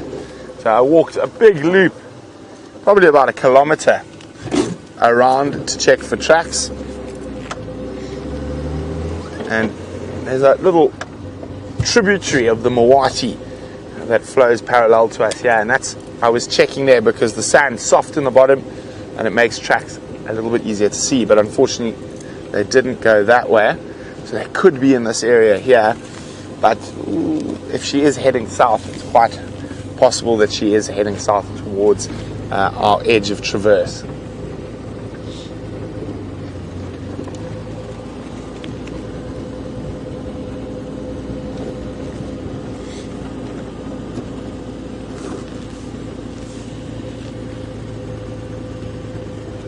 But I'm always the eternal optimist. I'm hoping we just spot her lounging in a tree with a tree climbing Impala. Now, of course, Impala can't climb trees by themselves. They need some help from their leopards, from our leopards around here.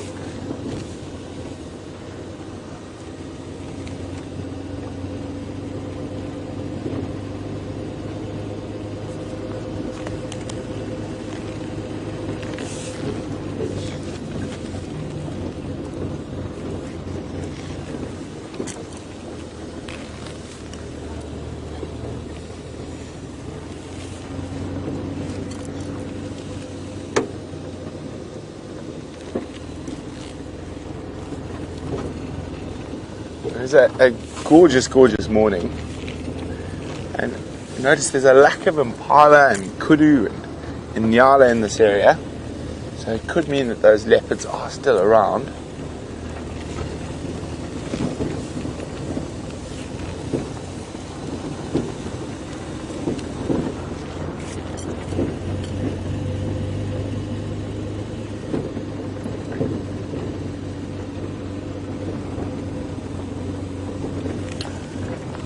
Hi, Brian. Brian's asking, is shadow that is seen on Safari Live in the Sabi Sands Game Reserve the same shadow that's seen on the program Big Cat Diary? It is not. I'm not sure if shadow's a leopard or a cheetah on Big Cat Diary. I haven't watched much of it. But Big Cat Diary is in the Masai Mara in Kenya. So probably around 2,700 odd kilometers from us. If its shadow is a cat, they probably have a common ancestor a couple of million years ago. So maybe they're long lost cousins.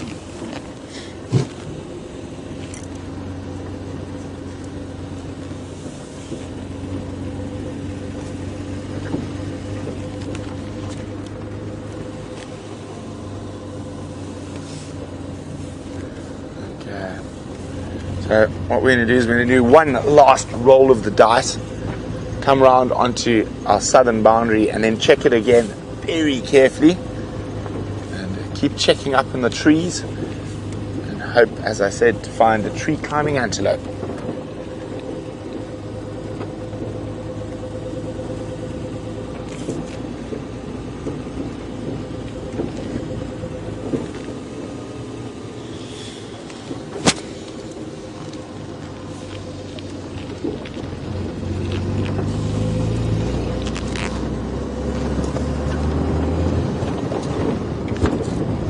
Well, the one thing I did do on my little walk is I warmed up and lost a few layers. Might be slightly regretting removing a few layers that early, because now back on the vehicle and on the move, a bit chilly. But while we keep scouring for any sign of seeing Nkuhuma and her little prince and princess, let's go see how Jamie's lion endeavours are going. Hello and welcome to all the boys watching at St. Benedict in Mrs. Emmett's class. It is wonderful to have you on board. Now, I do hear that lots of you have not been on a game drive before in your lives, so I want you to put on your imagination. Imagine that you are sitting on the back of the vehicle with me on a safari seat, and grab your hat, or actually grab your gloves and your beanie, because it's very chilly out here in the African bush this morning.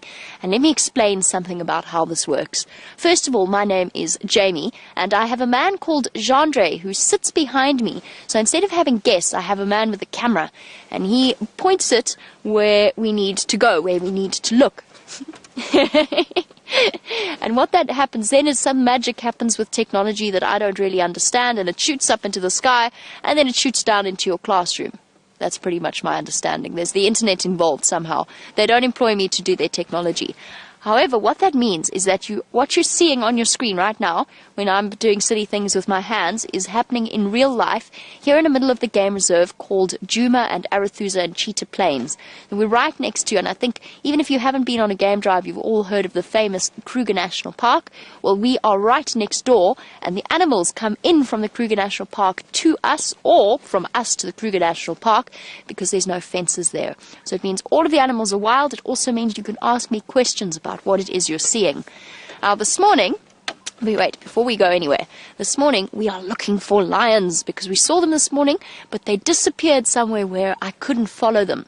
The first thing I want to show you, because you're going to have to help me look for signs of these creatures, first thing I'm going to show you is what a lion track looks like. Now, unfortunately, or fortunately, it has just rained here in the Sabi Sand, so the tracks are really, really hard to spot. What that means is I'm going to draw one for you. I'm going to take out my earpiece. This is how I get questions through from you. I wear this in my ear, and then I hear your questions. I'm going to jump out, and I'm going to try and draw what a lion track looks like. But I'm not a very good artist, so it might go very wrong. So you're not allowed to laugh at me. Please don't laugh at me. I'm very sensitive. Okay, so if we look here in the sand, I'm going to draw you, make a nice clean drawing board. It's nice to draw in the sand. A lion track has a heel that looks like this. So this is the lion's footprint. It's a lion's track. See, that's the back of his foot here. And he's got 3 things at the back, 3 lobes, kind of like our heel print, but there's 3 of them. And then toes, 1, 2, 3, 4. Now, there's a fly sitting on my nose, and now he's in my eye, but that's okay. Get rid of him in a moment. We get used to flies out here. So that is roughly what, okay, it's not the best lion track in the world, but that's what a lion track looks like, and it's about this size.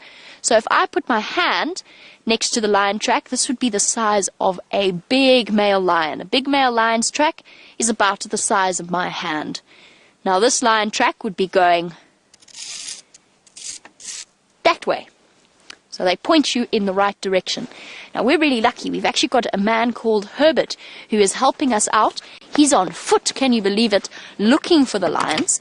And he keeps telling me where to go. He says he is just to the north of us over here. So let's go and find Herbert and hopefully find some lions at the same time. I didn't need to find Herbert. There's Herbert.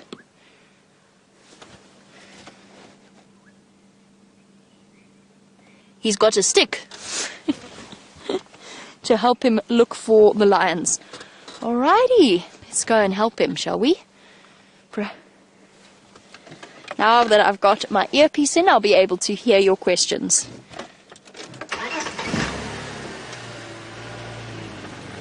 Now, Zachary, we see lions and leopards pretty much on a... flies in my nose. We see lions and leopards pretty much on a daily basis. But you wanted to know what is the most unseen or the least often seen animal on our reserve. Zachary, that answer would have to be an animal called a pangolin. Now, pangolins are really, really rare animals. They look like a walking pine cone, kind of. So they've got scales covering their body. It's a little animal. It's about this big. And it eats ants. And it's sort of kind of like an aardvark, but not really. It's got these wonderful scales along its back. And I think perhaps Brent might have a picture at some point, so maybe he can show you what a picture of a pangolin looks like, depending on what else we find out here. Unfortunately, I don't have my box of books, because it was raining yesterday and I forgot to put them back in the car. So, a pangolin is probably the animal we see least.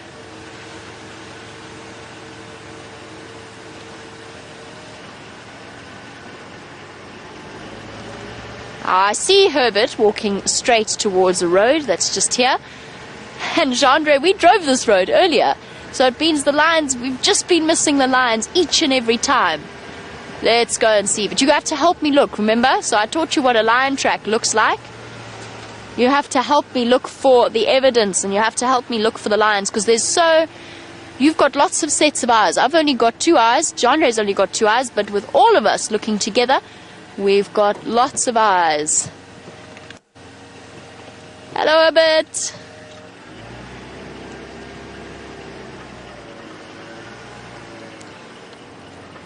So Herbert's just jogging to give us a little bit of an update. Let's hear what he has to say.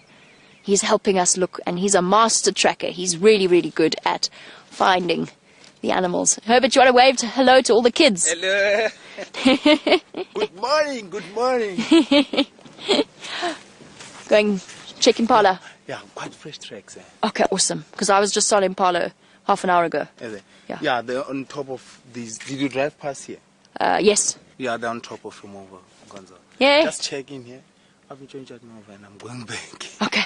All right, we go. Yeah, I'll quickly take my move. Perfect. Okay. We'll see you there. Okay, thank you. Thanks, Herbert. Herbert's a legend. Now, speaking of lions, we have a question about why it is that male lions fight over females.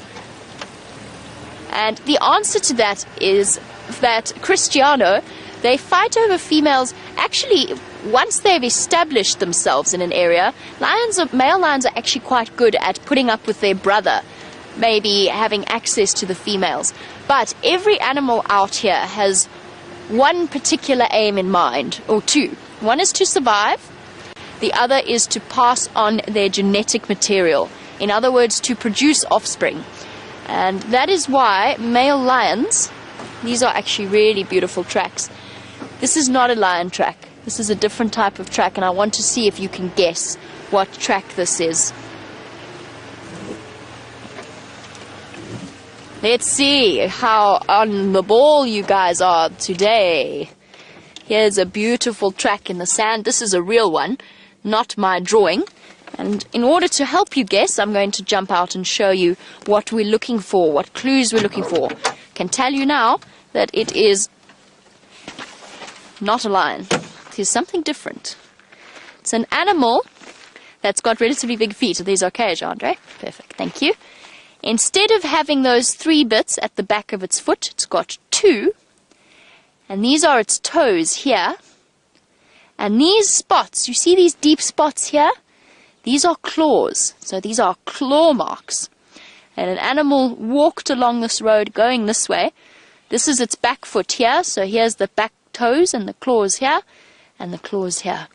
So what animal, and maybe I'll give you some clues because it's a bit of a difficult one.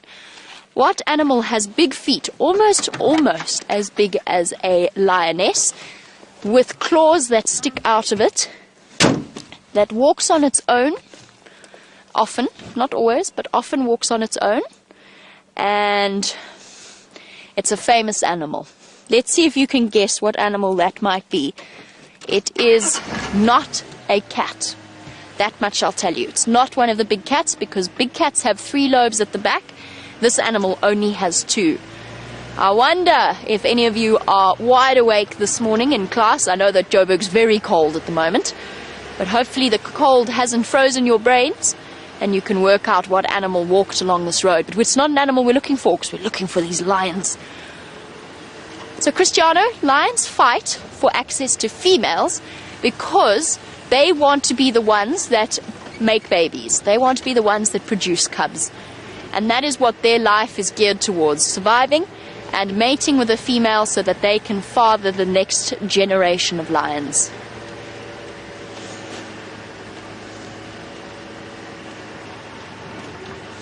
And Wade, yes, you've got a little bit of background knowledge on lions. It is absolutely true that male lions can sleep 20 hours a day. That seems like a really lazy thing, but when they are active, then they're very, very active. Very, very good at moving about through the bush. So a male lion's got this reputation of being lazy and kind of a bit useless at hunting. But the truth is they can hunt. They can hunt very well for themselves. And they've got to be lazy because they get too hot. They're so big and they've got that big thick mane which acts kind of like my beanie and a scarf does, which when it's 40 degrees during the day makes the lions really, really warm. The tracks are going to pop out just here. I know the path that these lions use because I know these lions. So that's why the lions spend so much time sleeping. And Aiden, you want to know why the lions hide away from people. The truth is, Aiden, out here, they actually don't really hide away from us. They're so used to, ever since they were little babies, and this group does have little babies with them, ever since they were young, they've had people driving around in vehicles, so they've learnt that we are not a threat to them. But usually, if you are on foot during the day, only during the day though, it's important to remember that a lion at night knows that they have an advantage.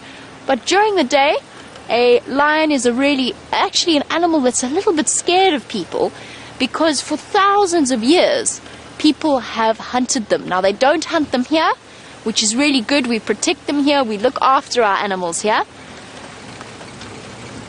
But for thousands of years, these animals have learnt that human beings will try and hunt them or chase them away from their cattle or whatever it might be. So that's why lions, they know that we are clever and they know that we can build weapons. So they've learnt that we are scary, but only when we're on foot, not when we are driving in a vehicle, because they've only ever had people driving in a vehicle makes them actually feel fine. They feel safe around us. But at night, a lion knows that we can't see in the dark as well as they can. That's why it's really important to never ever go walking in the bush at night and to never sleep out in the open. It's okay to sleep out in a tent, but you must never sleep out in the open at night in the bush unless there's somebody watching all the time to make sure that animals are not coming to investigate. Because these are wild animals and we live in their home.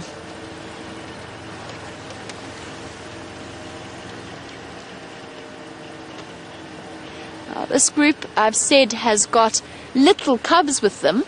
And Ike, you wanted to know whether or not the animals, the cubs, could jump over their parents' back. No, the little cubs, at the age they are now, they're only this big. So at the moment, they're not yet able to jump over their parents' back. They can't jump that high just yet. In fact, these little lion cubs that we have here are so tiny that they're even falling over themselves when they run around. Okay, so we've got something interesting here. Now, we've got some animals called impalas, and they're very, very beautiful antelope, but there's lots and lots of them. And what that means is that they're very, very important here because they're a food source for predators. Now, usually, impala are really alert. If they think they see lions coming, then they start to make a noise that goes ba, ba, ba, ba. And that's their alarm call. So they would let us know if the lions had come through here, and it doesn't seem like they have. So that means that between where Herbert had their tracks and where these impala are now, there are lions hiding somewhere in the shade. Now look at these, while you look at these impala, you can see some of them have horns and some of them don't. So it's the females that have horns. Oh, sorry, the females don't have horns and the males do have horns. And that's because the males need, kind of like the male lion that we answered to Christoph's question. It's the same thing with male impala. They need those horns in order to fight each other so that they can fight over females, so that they can win the best female and mate with her to make babies. And you'll see, if you look closely, this is still a young male, but if you look closely, every now and again you might see a bird sitting on the impala. I saw one on him, but I think it might have flown away.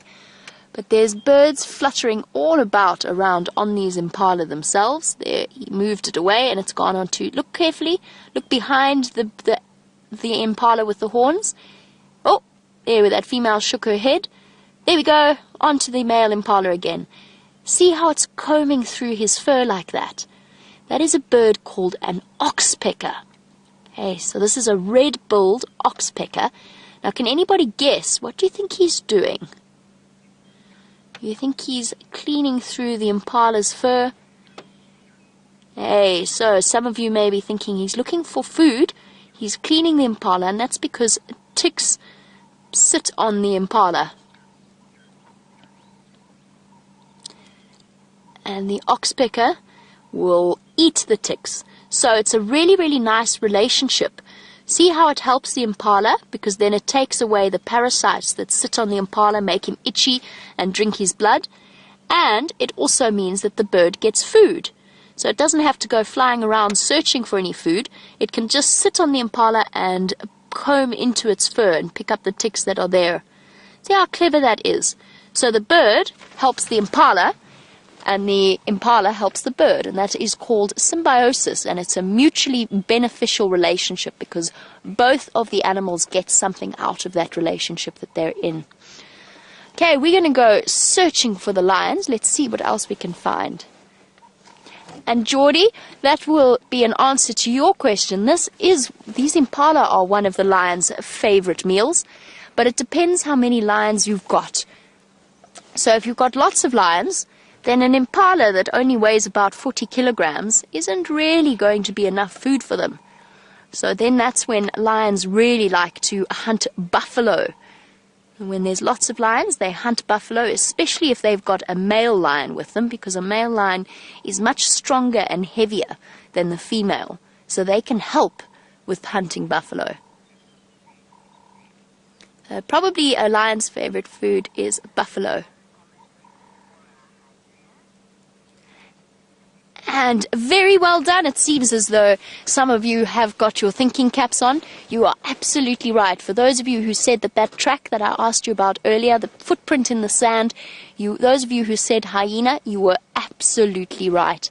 Okay, and the biggest giveaway is the claws in the sand, because lions and leopards, their claws live inside their paws. So live up in a sheath above their paws, and only come out when, kind of like a cat. I don't know if any of you have pet cats at home, but like a cat, they keep their claws hidden away. Lions and leopards are like that. So well done to those of you who figured out that it was a hyena. Bravo. Right, I'm going to go look for lions for you in the meantime. Let's go across, because it's not just me out here, and I think Brent would really like to say good morning to you.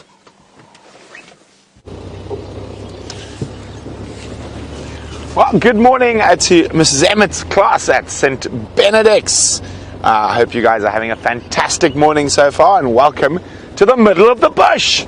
And we're on Nkuhuma Private Game Reserve, next to the Kruger National Park. So there's no fence between us and Kruger. And I know Jamie's on the hunt for those lions, and we're on the hunt for some elephants. I think we're going to see if we can find some elephants. But remember, guys, ask as many questions as you would like about the bush, and we'll try to answer them to the best of our ability. My name is Brent, and I have a dangerous Dave, who's my cameraman today. Of course, he's not really dangerous, it's just his nickname. Oh, there we go. Our first little animal. Oh, to the right. Yeah, little birdie. Middle of the screen. A little bit to the right. Oh no, you got him. There's a little fork-tailed drongo. Enjoying the morning sun. It's been a cold morning here. He's part of, off he goes. He's part of the flycatcher family. So he perches. Off he goes back to his perch. Oh, there's a fight going on. Oh, there we go. A drongo war. Now, they'll fight over good spots to hunt or over girlfriends. That little particular interaction looked like it was over good spots to hunt from. But it disappeared. There he is in the back of the bush there, but we're not going to stay with them too long. So they like to catch all sorts of bugs for their breakfast. Now, Nicolette is wondering, how was the big five chosen? So the big five is, of course, rhino, lion, elephant, buffalo, and leopard. Now, a long time ago, when we didn't do photographic safaris, which is what we're doing now, there was big game hunting safaris. And the big five is chosen from the 5 most dangerous animals to hunt on foot. So when we're in the car, they're not nearly as dangerous, but that's where the big 5 comes from. The 5 most dangerous animals to hunt on foot. Now, the wonderful thing about being in the bush is you never know what's going to be around the next corner. So there could be a leopard, there could be an elephant, there could be buffalo, there could be a lion. And one thing that happens is the animals are quite often on the move. So it's very dry at the moment. And we're in a drought. Oh, there's a very pretty bird. Boom. He's landed. Now, it's called a lilac-breasted roller. He also eats insects, but he can eat bigger insects and lizards. He's got a very powerful little beak. And he's not showing us his pretty side at the moment. Come on, turn around. Yeah, let's try and get a little bit closer. Oh, there we go, showing us his pretty electric blue and lilac and green feathers.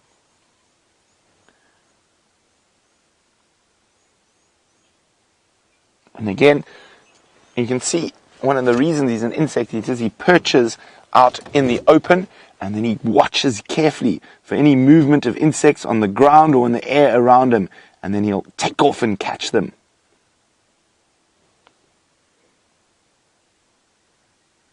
Very, very beautiful bird. See how very focused he is, checking around, looking for any hohos.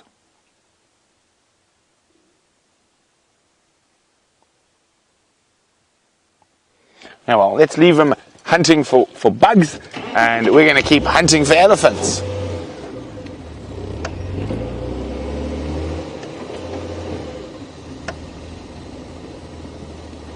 Well, unless he stays very still. Nah, he's going to fly. Hi, Geordie. Geordie's wondering, is it true that elephants don't like the color red? It is not true. I've never noticed them having any particular preference in colors, but I've never noticed that they don't like the color red.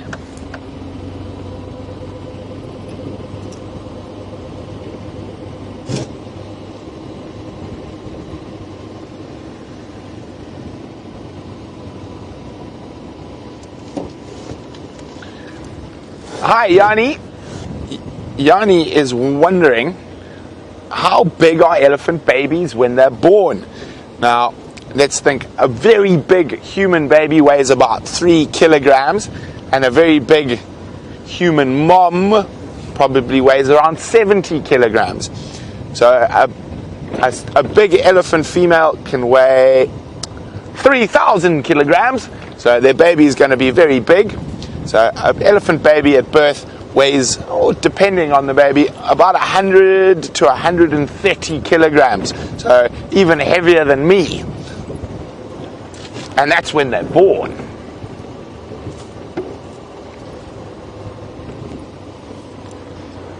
Okay. Now, I'm looking for any tracks of elephants, and I haven't seen any this morning. So we had a bit of rain 2 nights ago.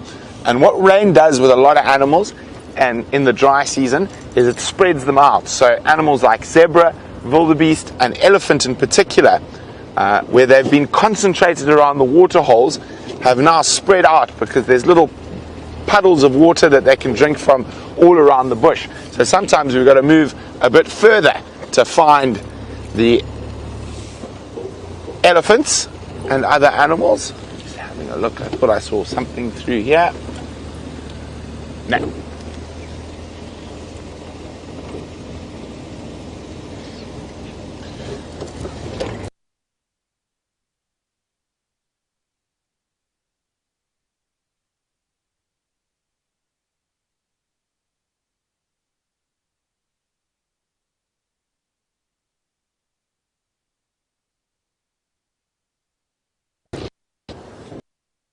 White rhino. Now the main difference is in what's happening here? My book doesn't look to be. How did that happen?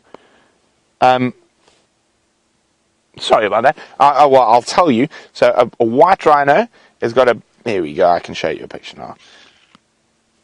A big square lip, and that's because it eats grass. So it's got a big, wide, flat mouth. And here we go. And a black rhino has a pointy lip like a hook, and that's because they eat leaves. So he uses that hooked lip to grab the leaves. And there we go. Let's show you a picture. Much easier. So we'll start with the white rhino.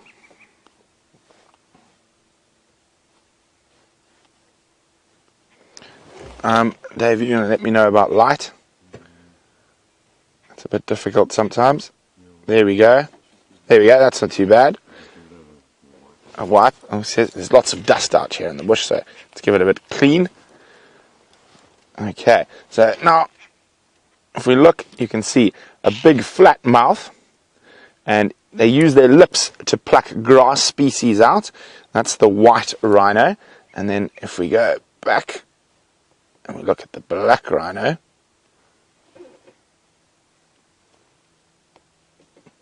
and you can see, there, they've got that much more different shaped lip. There we go. And they're able to grab leaves. Also, you look, a black rhino's head sits quite high up because he's got to eat leaves, where a white rhino's head sits very low to the ground so it can eat grass.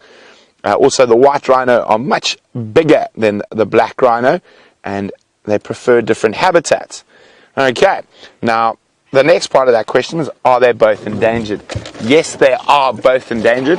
There's less than it's less than about 2,000 between 2,000 and 5,000 black rhino left in the wild. And there's about 18,000 or 19,000 white rhino left in the wild. So not very many at all. we're lucky enough that the rhino population in our area is very, very healthy, and we've got incredible guys who do anti-poaching and protection of those incredible animals.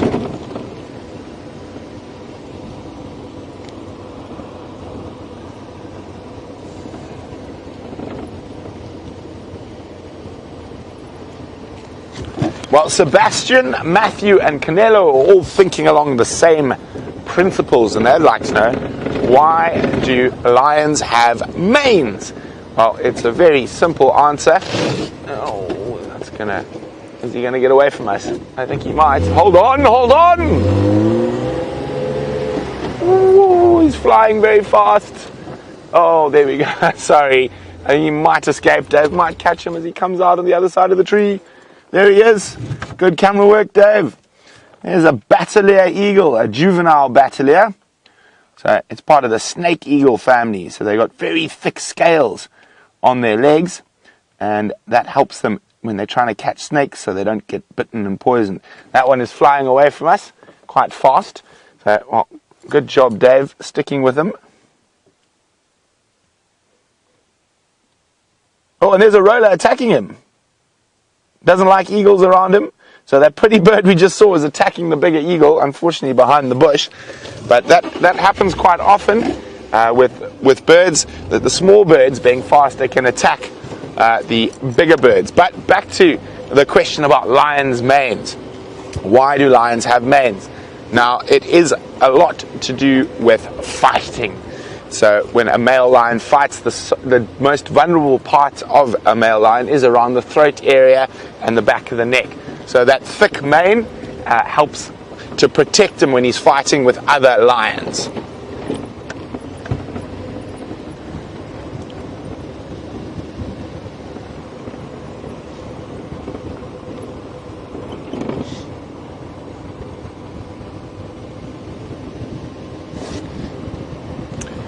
Well, Yanni's asked a very difficult question.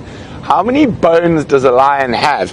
Now, Yanni, I'm afraid I'm not going to be able to give you an exact answer, but I can do some educated guesswork. Let's say on average they've probably got about 10. I mean, just work it out. So 3 times 5, 15. 15 times 4, 60. And that's just in their feet. 60,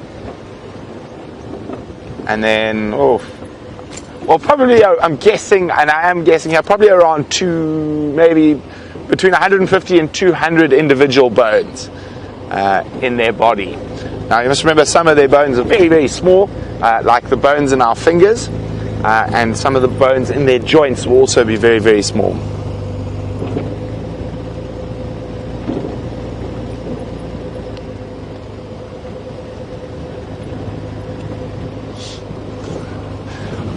Hi, Keegan. Keegan would like to know whether elephants use mud for sunscreen, or is it true?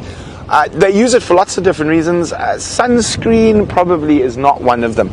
So what they do use mud for is to cool down. They'll spray mud onto themselves to cool down.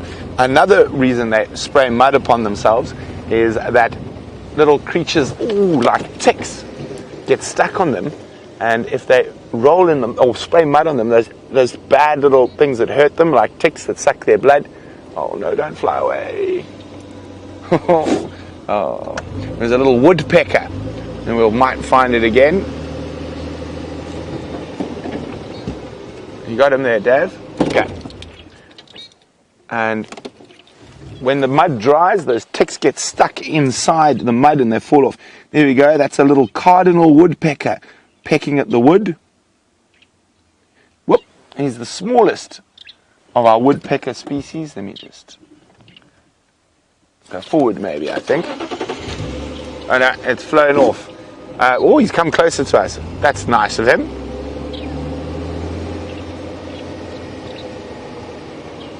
Got him there on the edge of the terminalia tree. Second tree. Okay, left. Zoom. Oh, there he is. There we go. That's a nice view of the little woodpecker. Oh, he doesn't want to be filmed today. He's off again.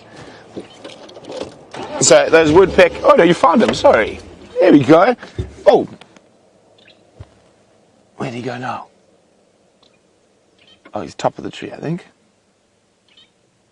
So those woodpeckers are incredible. So they've got a shock absorber in their skull that enables them to, there you go, center just behind that. Let me go forward a little bit.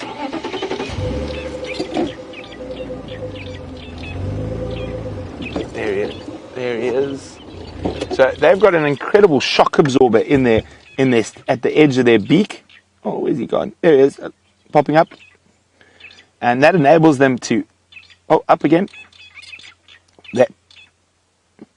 So that enables them to bore. He's being very difficult today. It enables them to bore into the wood and remove larvae of beetles and other creatures. Oh, looks like he's got something. Now that was actually really, really fascinating. Let me just see if I can find one of those for you. Now, those are very particular things he's feeding on that only really occur in a few type of tree species. And one of them is the silver cluster leaf or terminalia, which is here. Okay, let me find this for you. This is really, really cool. So I'm going to show you what I'm looking at. So that little woodpecker is only looking for a certain thing. So it's flying from terminalia to terminalia, which is the name for these trees. And hopefully I don't fall off the car while I try to get this. Okay, so now there's two types of creatures that use a terminalia, and they're bugs. One is an ant and one is a wasp. And what they do is the ant will bite the tree, and I'm going to put it over there so Dave can show you nicely. The ant will bite the tree and the wasp will sting the tree, and that causes the tree to release a growth hormone. So it makes the tree think it needs to send as much food as possible to that little spot that's been stung or bitten by the wasp or ant. And what that does is create this big bulb on the thing, and that also makes, let's see, I'm going to open it up.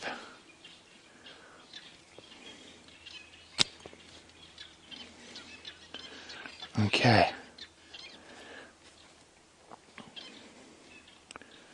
If we have a look, now this is an old one, can't really see, whoopsie, can you see in there?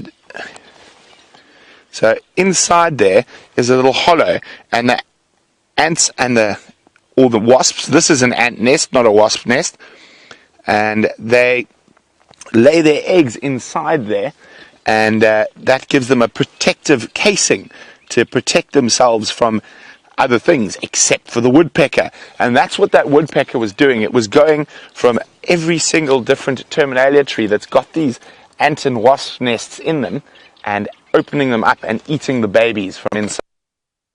Interesting, so it's amazing how nature has developed this to protect the baby ants and the baby wasps, but nature's also made sure that they don't get too many baby ants or baby wasps. And hey, Brent! Hi, Sean. That's Sean. He's a ranger from the reserve next to us, and a friend of mine. He's a very happy guy, as you can hear. So as I was saying, so nature's made sure that these ants or wasps don't get too many and hurt the tree by having birds like the cardinal woodpecker that can open them up. So really, really interesting. We're going to keep moving, keep looking for elephants. Let's see, I've got so many wires on me. Hopefully I can, there we go. So I know about your school.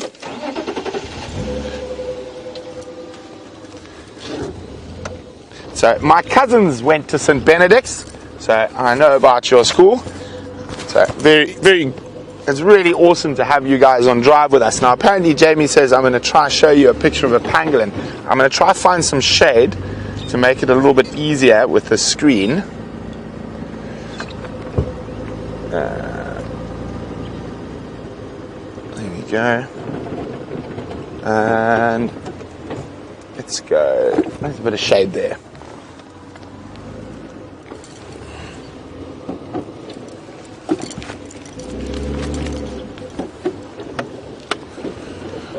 Okay, so I'll try to get some shade on my dashboard. Yeah, there's a spot that might work.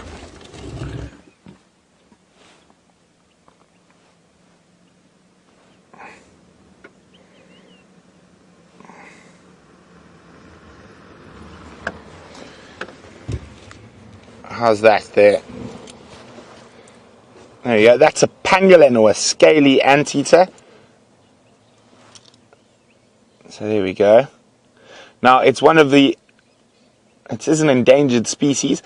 Now they also eat bugs, they eat ants. And pangolins in this area, can you believe, they don't very much like variety. They're like one species of ant. So 98% of what they eat is made up of one species of ant called a pugnacious ant. Now, pugnacious means it's a nasty ant. If you have to walk near them, they attack your feet and bite you. So that is a pangolin. Okay. Let's keep moving while we keep searching for other creatures, both big and small, out here in the African bush. Let's see how Jamie's doing.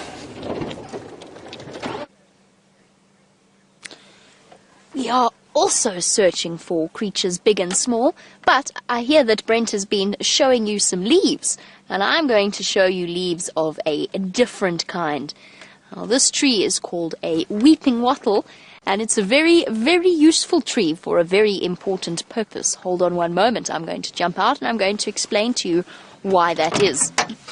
So, if I jump out of the car and we go and grab some of these leaves, I'm going to bring them a little bit closer. I'm not going to take all of them, obviously, because some poor animal might want to come along and eat this tree, but I'll take a few so that I can show you what you do with them. Now, have a look at these leaves. Now, you can't feel them, obviously, but I can, and you can see, if I run my hand along it, very, very soft. There's no thorns on them. They're very soft leaves. They've got a fur that is very nice to feel. It's nice on the skin. Now, if you put them together like this, and then imagine you've got a whole lot of them sort of put together in this kind of way, you think maybe what you might need to use them for. So we can use them as human beings. Animals like to eat them, but not too much. They only really eat them when there's not much else to eat around here. But there is a very important use for people in the bush. Now, let's say you go out on a game drive and you forget to bring something very important. You forget to bring a toilet paper. Then that tree is also called the toilet paper tree, because you can use it for that exact purpose. Biodegradable, it's all natural, and you have to, if you find yourself in desperate times, then that is what you can use for toilet paper. But be careful if you do that, because there are trees called acacia trees that have leaves that look the same, and sicklebush, actually, hold on, I'm going to show you. I don't even need to just explain it to you, I can show you, because I can see some in front of us. So you've got to be careful what you pick to use as toilet paper, because if we go here, look at this tree. Its leaves are exactly the same, and this is a very important but, this tree is called a sicklebush, and it's called a sicklebush because it has thorns. And you definitely don't want to use this particular tree as your toilet paper at all. Just a little important reminder out here in the bush. If you wanted to use this tree for something useful, it has painkiller properties. So if you've got a headache, you can take the bark and soak it in water, and you can drink that, and it will help to remove your headache. Just some interesting facts on trees, because as Brent was telling you, it's not always about the big, hairy and scary animals, but we're going to look for some of those as well. Let's go see if we can't find an elephant somewhere here.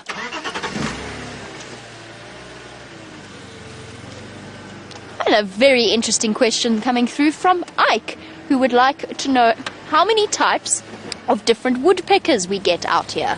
And the answer is, Ike, we usually see 4 different types. One is called a bearded woodpecker, and they all look very, very similar, which means you've got to study your birds carefully to know the difference between the woodpeckers. One is called a bearded woodpecker because it's got a beard, a black patch of feathers that runs down its face. The other is called a cardinal because it kind of looks like it's wearing a cardinal's hat on the top of its head. The other is called a Bennett's woodpecker. I don't know why it's called a Bennett's woodpecker. Maybe somebody called Bennett discovered it. And then you also get a woodpecker called a golden-tailed, because its tail is more golden looking than all of the other woodpeckers. So those are the 4 main woodpecker species that we get out here. There's lots of different kinds throughout South Africa, but those 4 are the ones that really like this habitat. Come on everybody, let's look for our animals. Where are they hiding on today? Maybe they're all still feeling a bit cold, looking for some sun to warm themselves up in.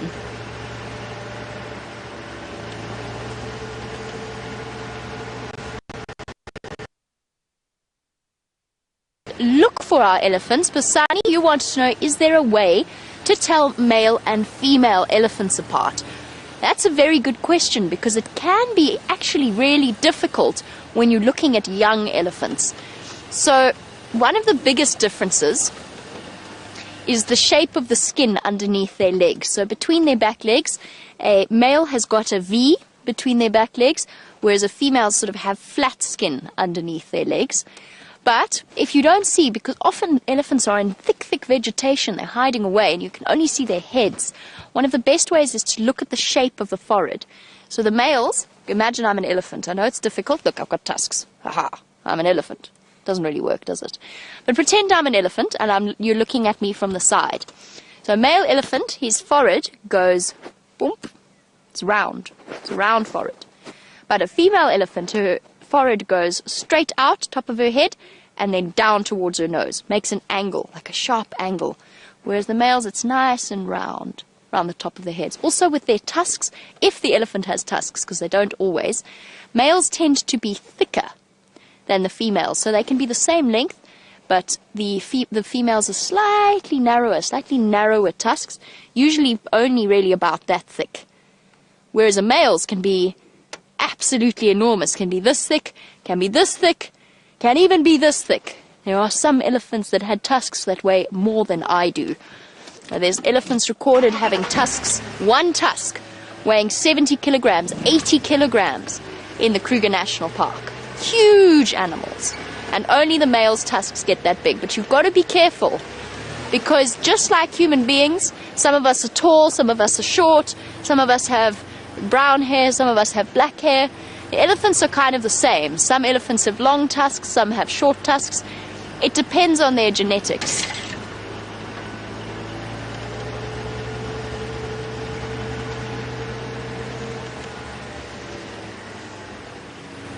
Wow. Aiden, you've asked me a question, which is, what is the scientific name of a giraffe? And I'm very impressed with your wanting to know that particular Latin name, and it's a really good thing, because the Latin name tells you a little bit about the animal. So a giraffe's Latin name is a Camelopardus giraffe. I don't quite know how you pronounce it, to be honest, but Camelopardus, camel, leopard. You can imagine the people, when they first saw a giraffe, which must have been very strange, the people who first named a giraffe, because of course there would have been people that had seen the giraffe their whole lives, but the people who first named the giraffe, they kind of thought it was like a camel, and then pardus means leopard. That's the name for a leopard, like a panther.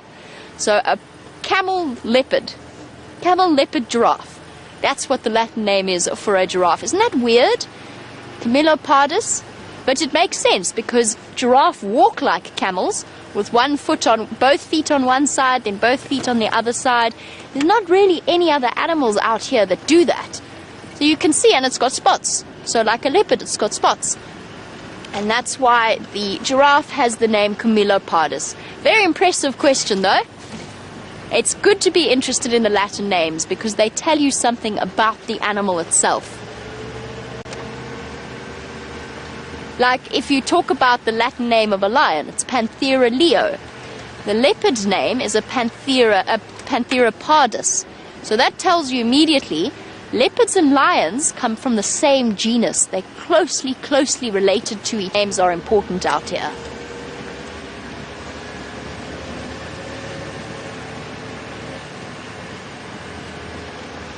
Right, let us find you something very cool to look at. And a really lovely question coming through from Yanni, because pangolin they kind of look like dinosaurs, don't they? Or like a weird reptile. And Yanni wants to know, do they give birth or do they lay eggs? they do in fact give birth. And the amazing thing is, after the mommy pangolin has given birth, the baby climbs up onto her back and hangs on. It has a piggyback for the first few months of its life. That's how she carries it around, because its tiny little legs can't keep up with mom, so she carries it on her back. I can see what you're thinking, but it's only in terms of, because a pangolin is a mammal, it's not a reptile or anything like this. The only mammals in the world that lay eggs are in the sort of Australia region, the Australasia region of the world. So we don't have any mammal species here in South Africa that lay eggs. Only the birds and the reptiles here that will lay an egg in order to produce a baby.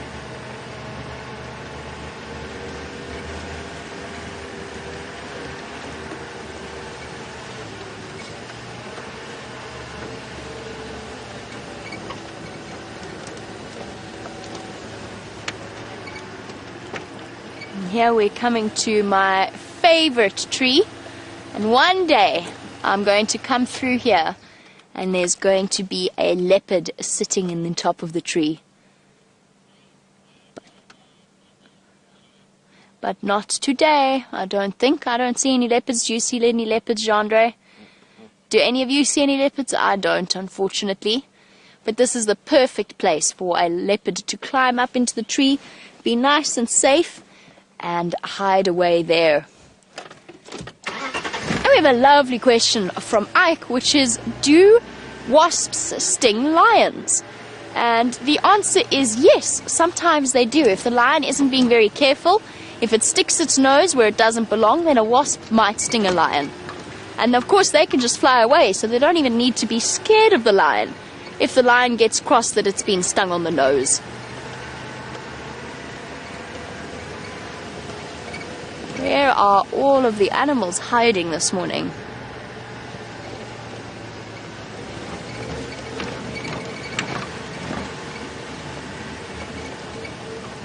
While we go and look for some elephants, Matthew wants to know, how do elephants clean their babies? And the answer is, Matthew, they don't really bother too much about keeping their babies squeaky clean.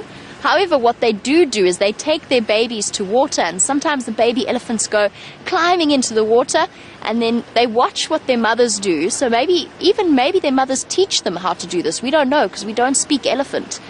We speak a little bit of elephant, but we don't speak their whole language fluently.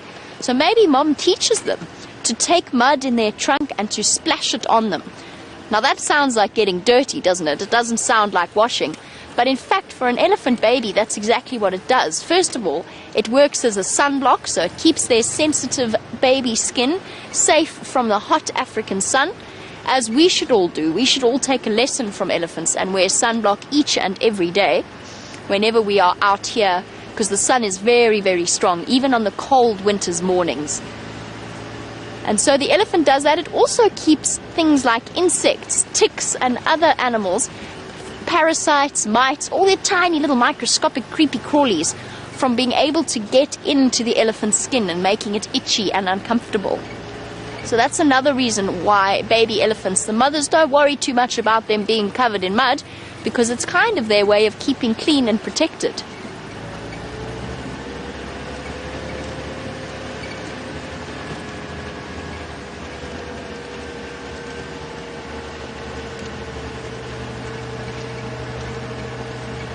This morning, the animals are playing hide and seek with us, and that's because it's not like a zoo out here.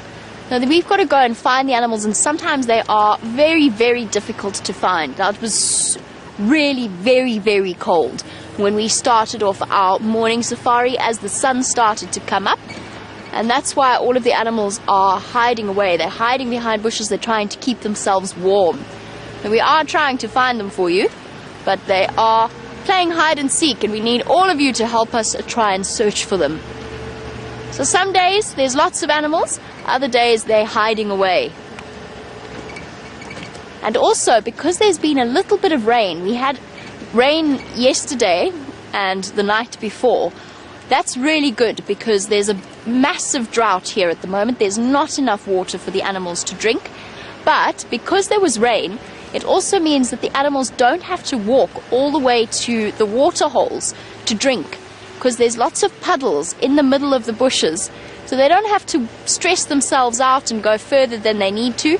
They are walking around finding water in here. There's an animal, but you can see how it's playing hide and seek with us. If I stop, hopefully he will... Oh, we're talking about different animals. Awesome! These are my favorite animals. Look at that. Now that it's getting a bit warmer, the dwarf mongoose are coming out.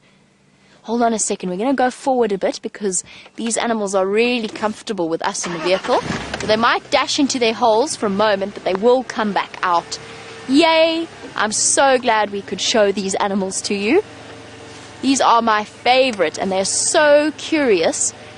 So they're all going into their holes now because we're coming past, but we're going to switch off and we're going to watch them pop their heads back out of the termite mound. This is the smallest carnivore that we get out here. So Zachary, we might not get panthers, unfortunately. Now, panther is just a name for a black leopard, Zachary, before we talk about these dwarf mongoose. A panther is a name for a black leopard or a melanistic leopard, so we might get one out here.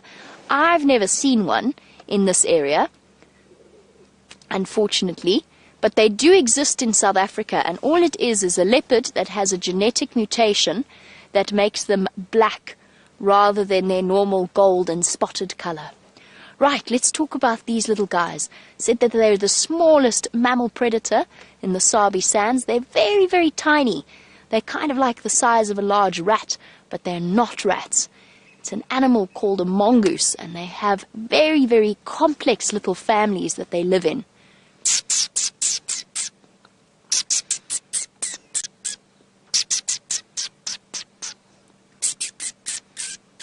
See how they're looking at me whenever I make that noise?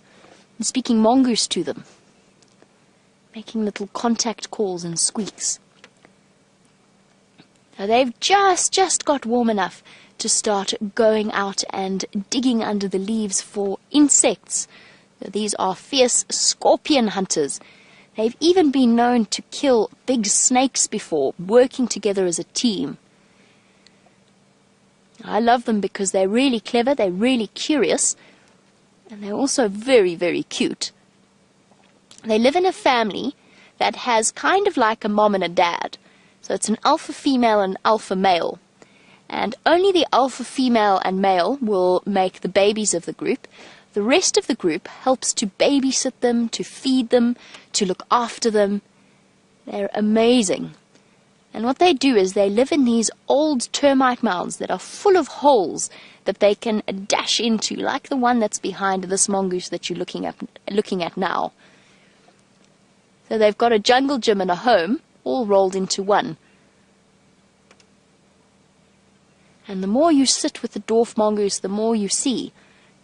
I'm just trying to do a little bit of a count here, a head count. I've got 1, 2, 3, 4, 5, 6, 7, 8, 9, 10, 11, 12 little dwarf mongoose all running around. Can't see them all, but we can see those of them that are scurrying about the entrance to their home.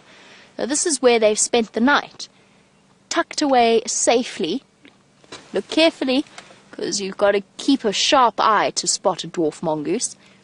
This is where they went to sleep last night, cuddled up inside their tunnels, inside a termite mound, nice and warm, keep themselves cozy.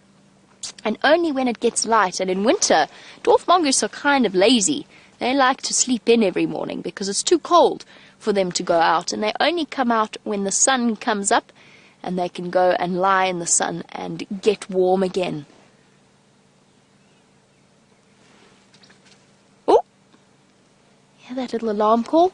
There's a squeak, and then everybody ran to see if they could go somewhere safely.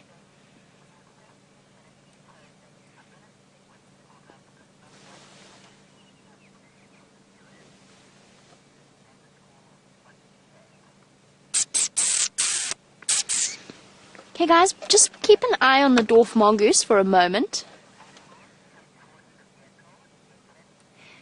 And let us see if we sit here nice and quietly, they will get curious. Because Declan absolutely. I have sat before, quite quiet, just sitting patiently, and I have had dwarf mongoose come right up to my vehicle, even sniff my tires and try and chew on them. So these little animals do get brave, and they do come running up to the vehicle if you sit here for long enough. That's why I love them, because they're curious. They want to explore their world and find out what's happening around them. They're also really peaceful animals. So when the time comes to look for a new head of the family, so the new dominant male or dominant female, instead of fighting like the lions and the Impala that we were talking about earlier, these little guys have a competition. And can you guess what they compete in? I bet you can't, because I never would have believed it if I didn't know that it was true. They have a competition to see which ones can clean each other for the longest. So they groom each other, cleaning with their teeth and their tongue, licking the fur, until one of them just can't keep the other clean anymore and lies down exhausted. And then the one that kept cleaning is the winner and becomes the new head of the family, the new alpha of the family. How fascinating is that? Really, really fantastic that they have that method of solving their problems rather than fighting about it.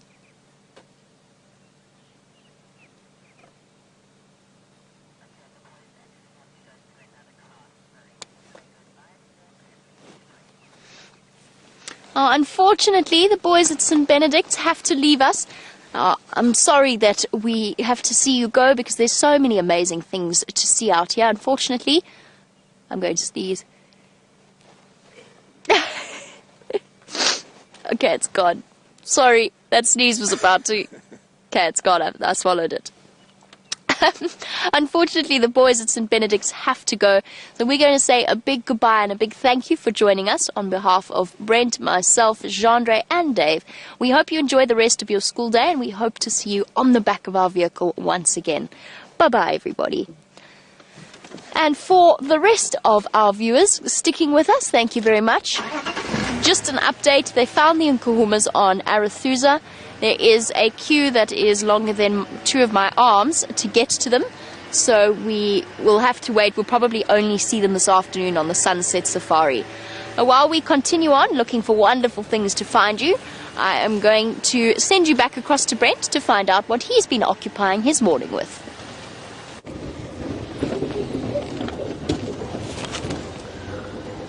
Thanks everyone for your patience with the school drives. It is incredibly important to breed the next generation of conservationists.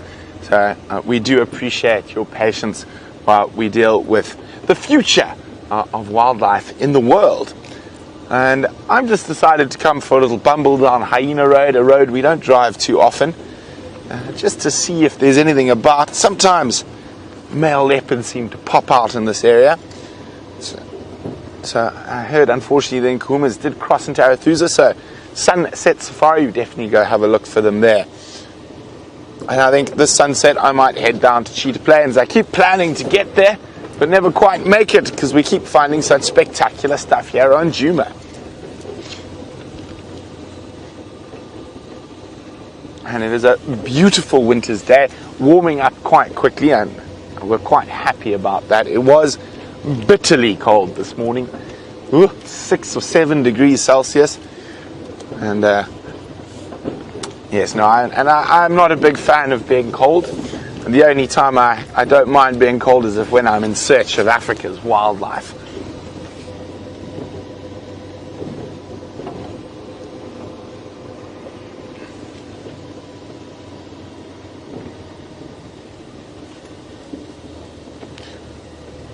But unfortunately, very, very quiet on the general game front this morning, and that's due to the rain. The elephants and things like zebra and wildebeest will quite often spread out once there has been a bit of rain, and they'll take advantage of all the puddles and little pans that have a bit of water in it, and they might be a bit closer to good grazing at the moment.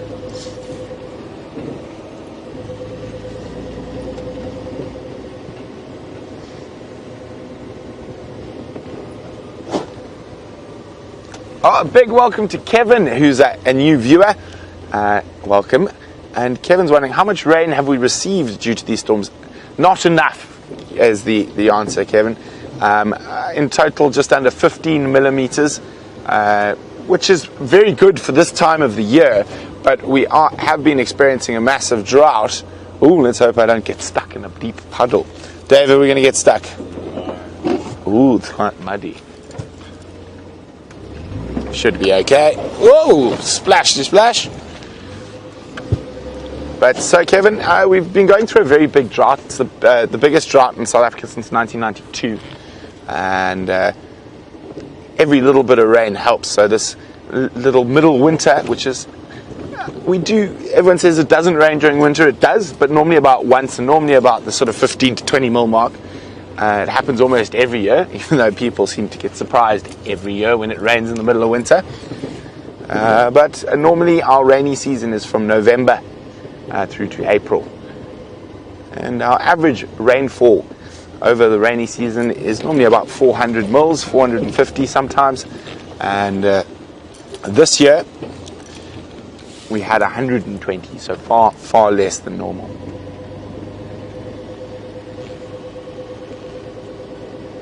Well, even the birds are evading me this morning. Jamie's had all the luck, lions, wild dogs.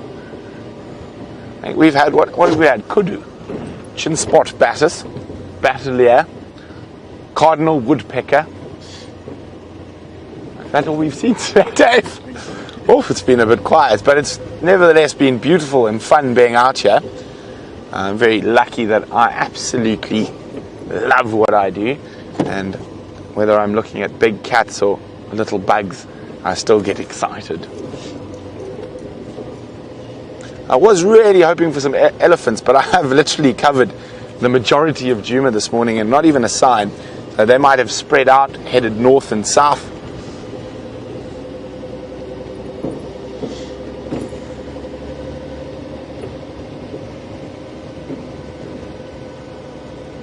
One thing I have been keeping a close eye out for, due to this little bit of rain, we might get one or two little wildflowers in the next day that might spring up, and I really do enjoy my wildflowers.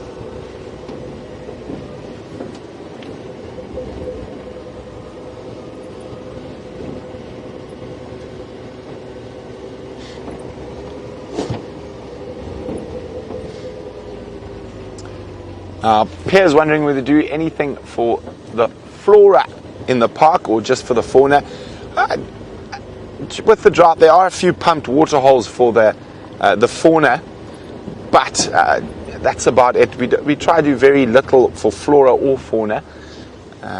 If there are any exotic flora species, they are removed, but a drought is part of the natural cycle out here in the African bush. It helps keep animal populations under control. It also helps to change the flora. So in a drought like this, the elephants are really focused on feeding on the trees, and that'll give the grass species a good chance to recover and come up after the next set of good rains.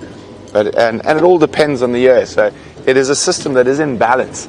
If we had to start fiddling with it, we might start causing problems. I think the best sort of description I've had is that human beings are gardeners in Eden.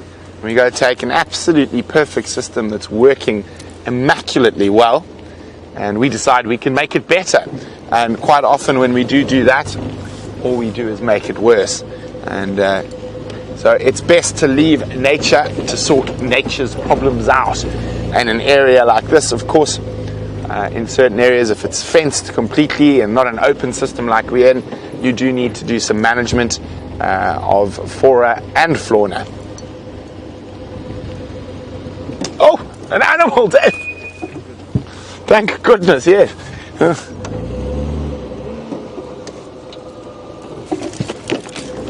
It's not normally we rush off like this after an Inyala, but we have not seen much today. And looks like a nice male Inyala, and it looks like he's practicing a bit of philo-erection, which means there could be another male Inyala that he's having a standoff with. Let's go see. Oh, there's some girls there to impress. Yes, there we go. Oh, this is awesome. Look at that.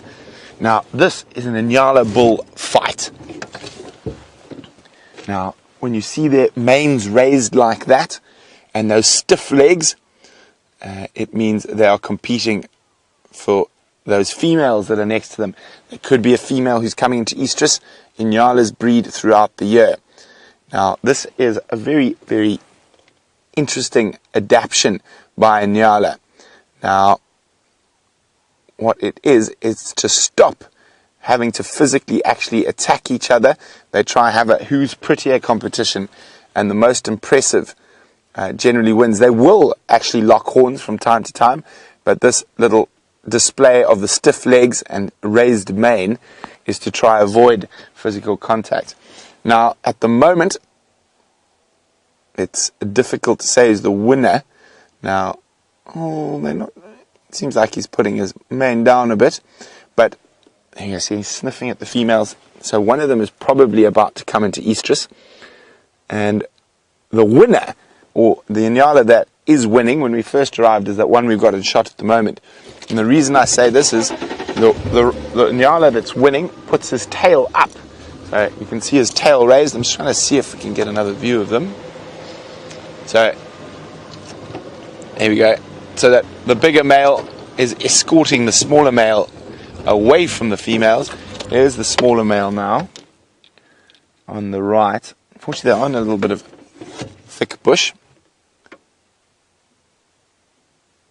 But just judging from how serious the standoff was, I would say that that female, if she's probably not in estrus yet, and might only be coming into estrus in a little while. So there's enough pheromones or hormones in the air to excite the males, but not enough to put them into a full-blown standoff or even possibly a fight.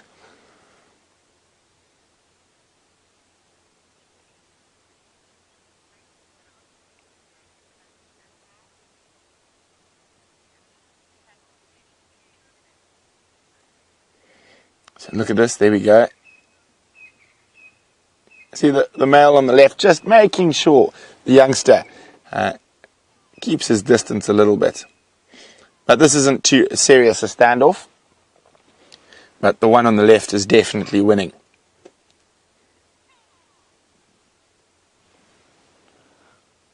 Oh, they are incredibly exquisite antelope. I really like their orange socks on the males. So they're one of the only antelope that shows great sexual dimorphism between male and female. The females are that lovely orange color, and the males the dark chocolate brown.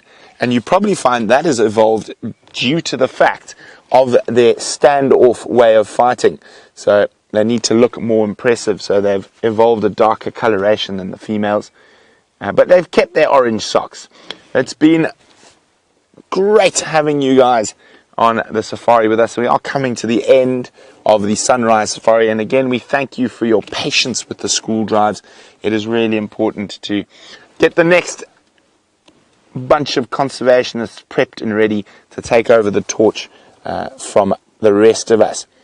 Now, and great to have a bunch of new viewers with us this morning. Hopefully you'll be joining us in a few short hours for the sunset safari, and hopefully we're going to have hopefully we can go find those Nkuhuma lions in Arathusa.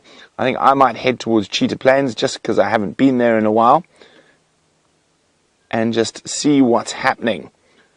There we go. Bye-bye, Nyalas, as they're going to head along feeding.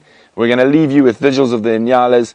As I said, don't forget to join us for the sunset safari in a few short hours.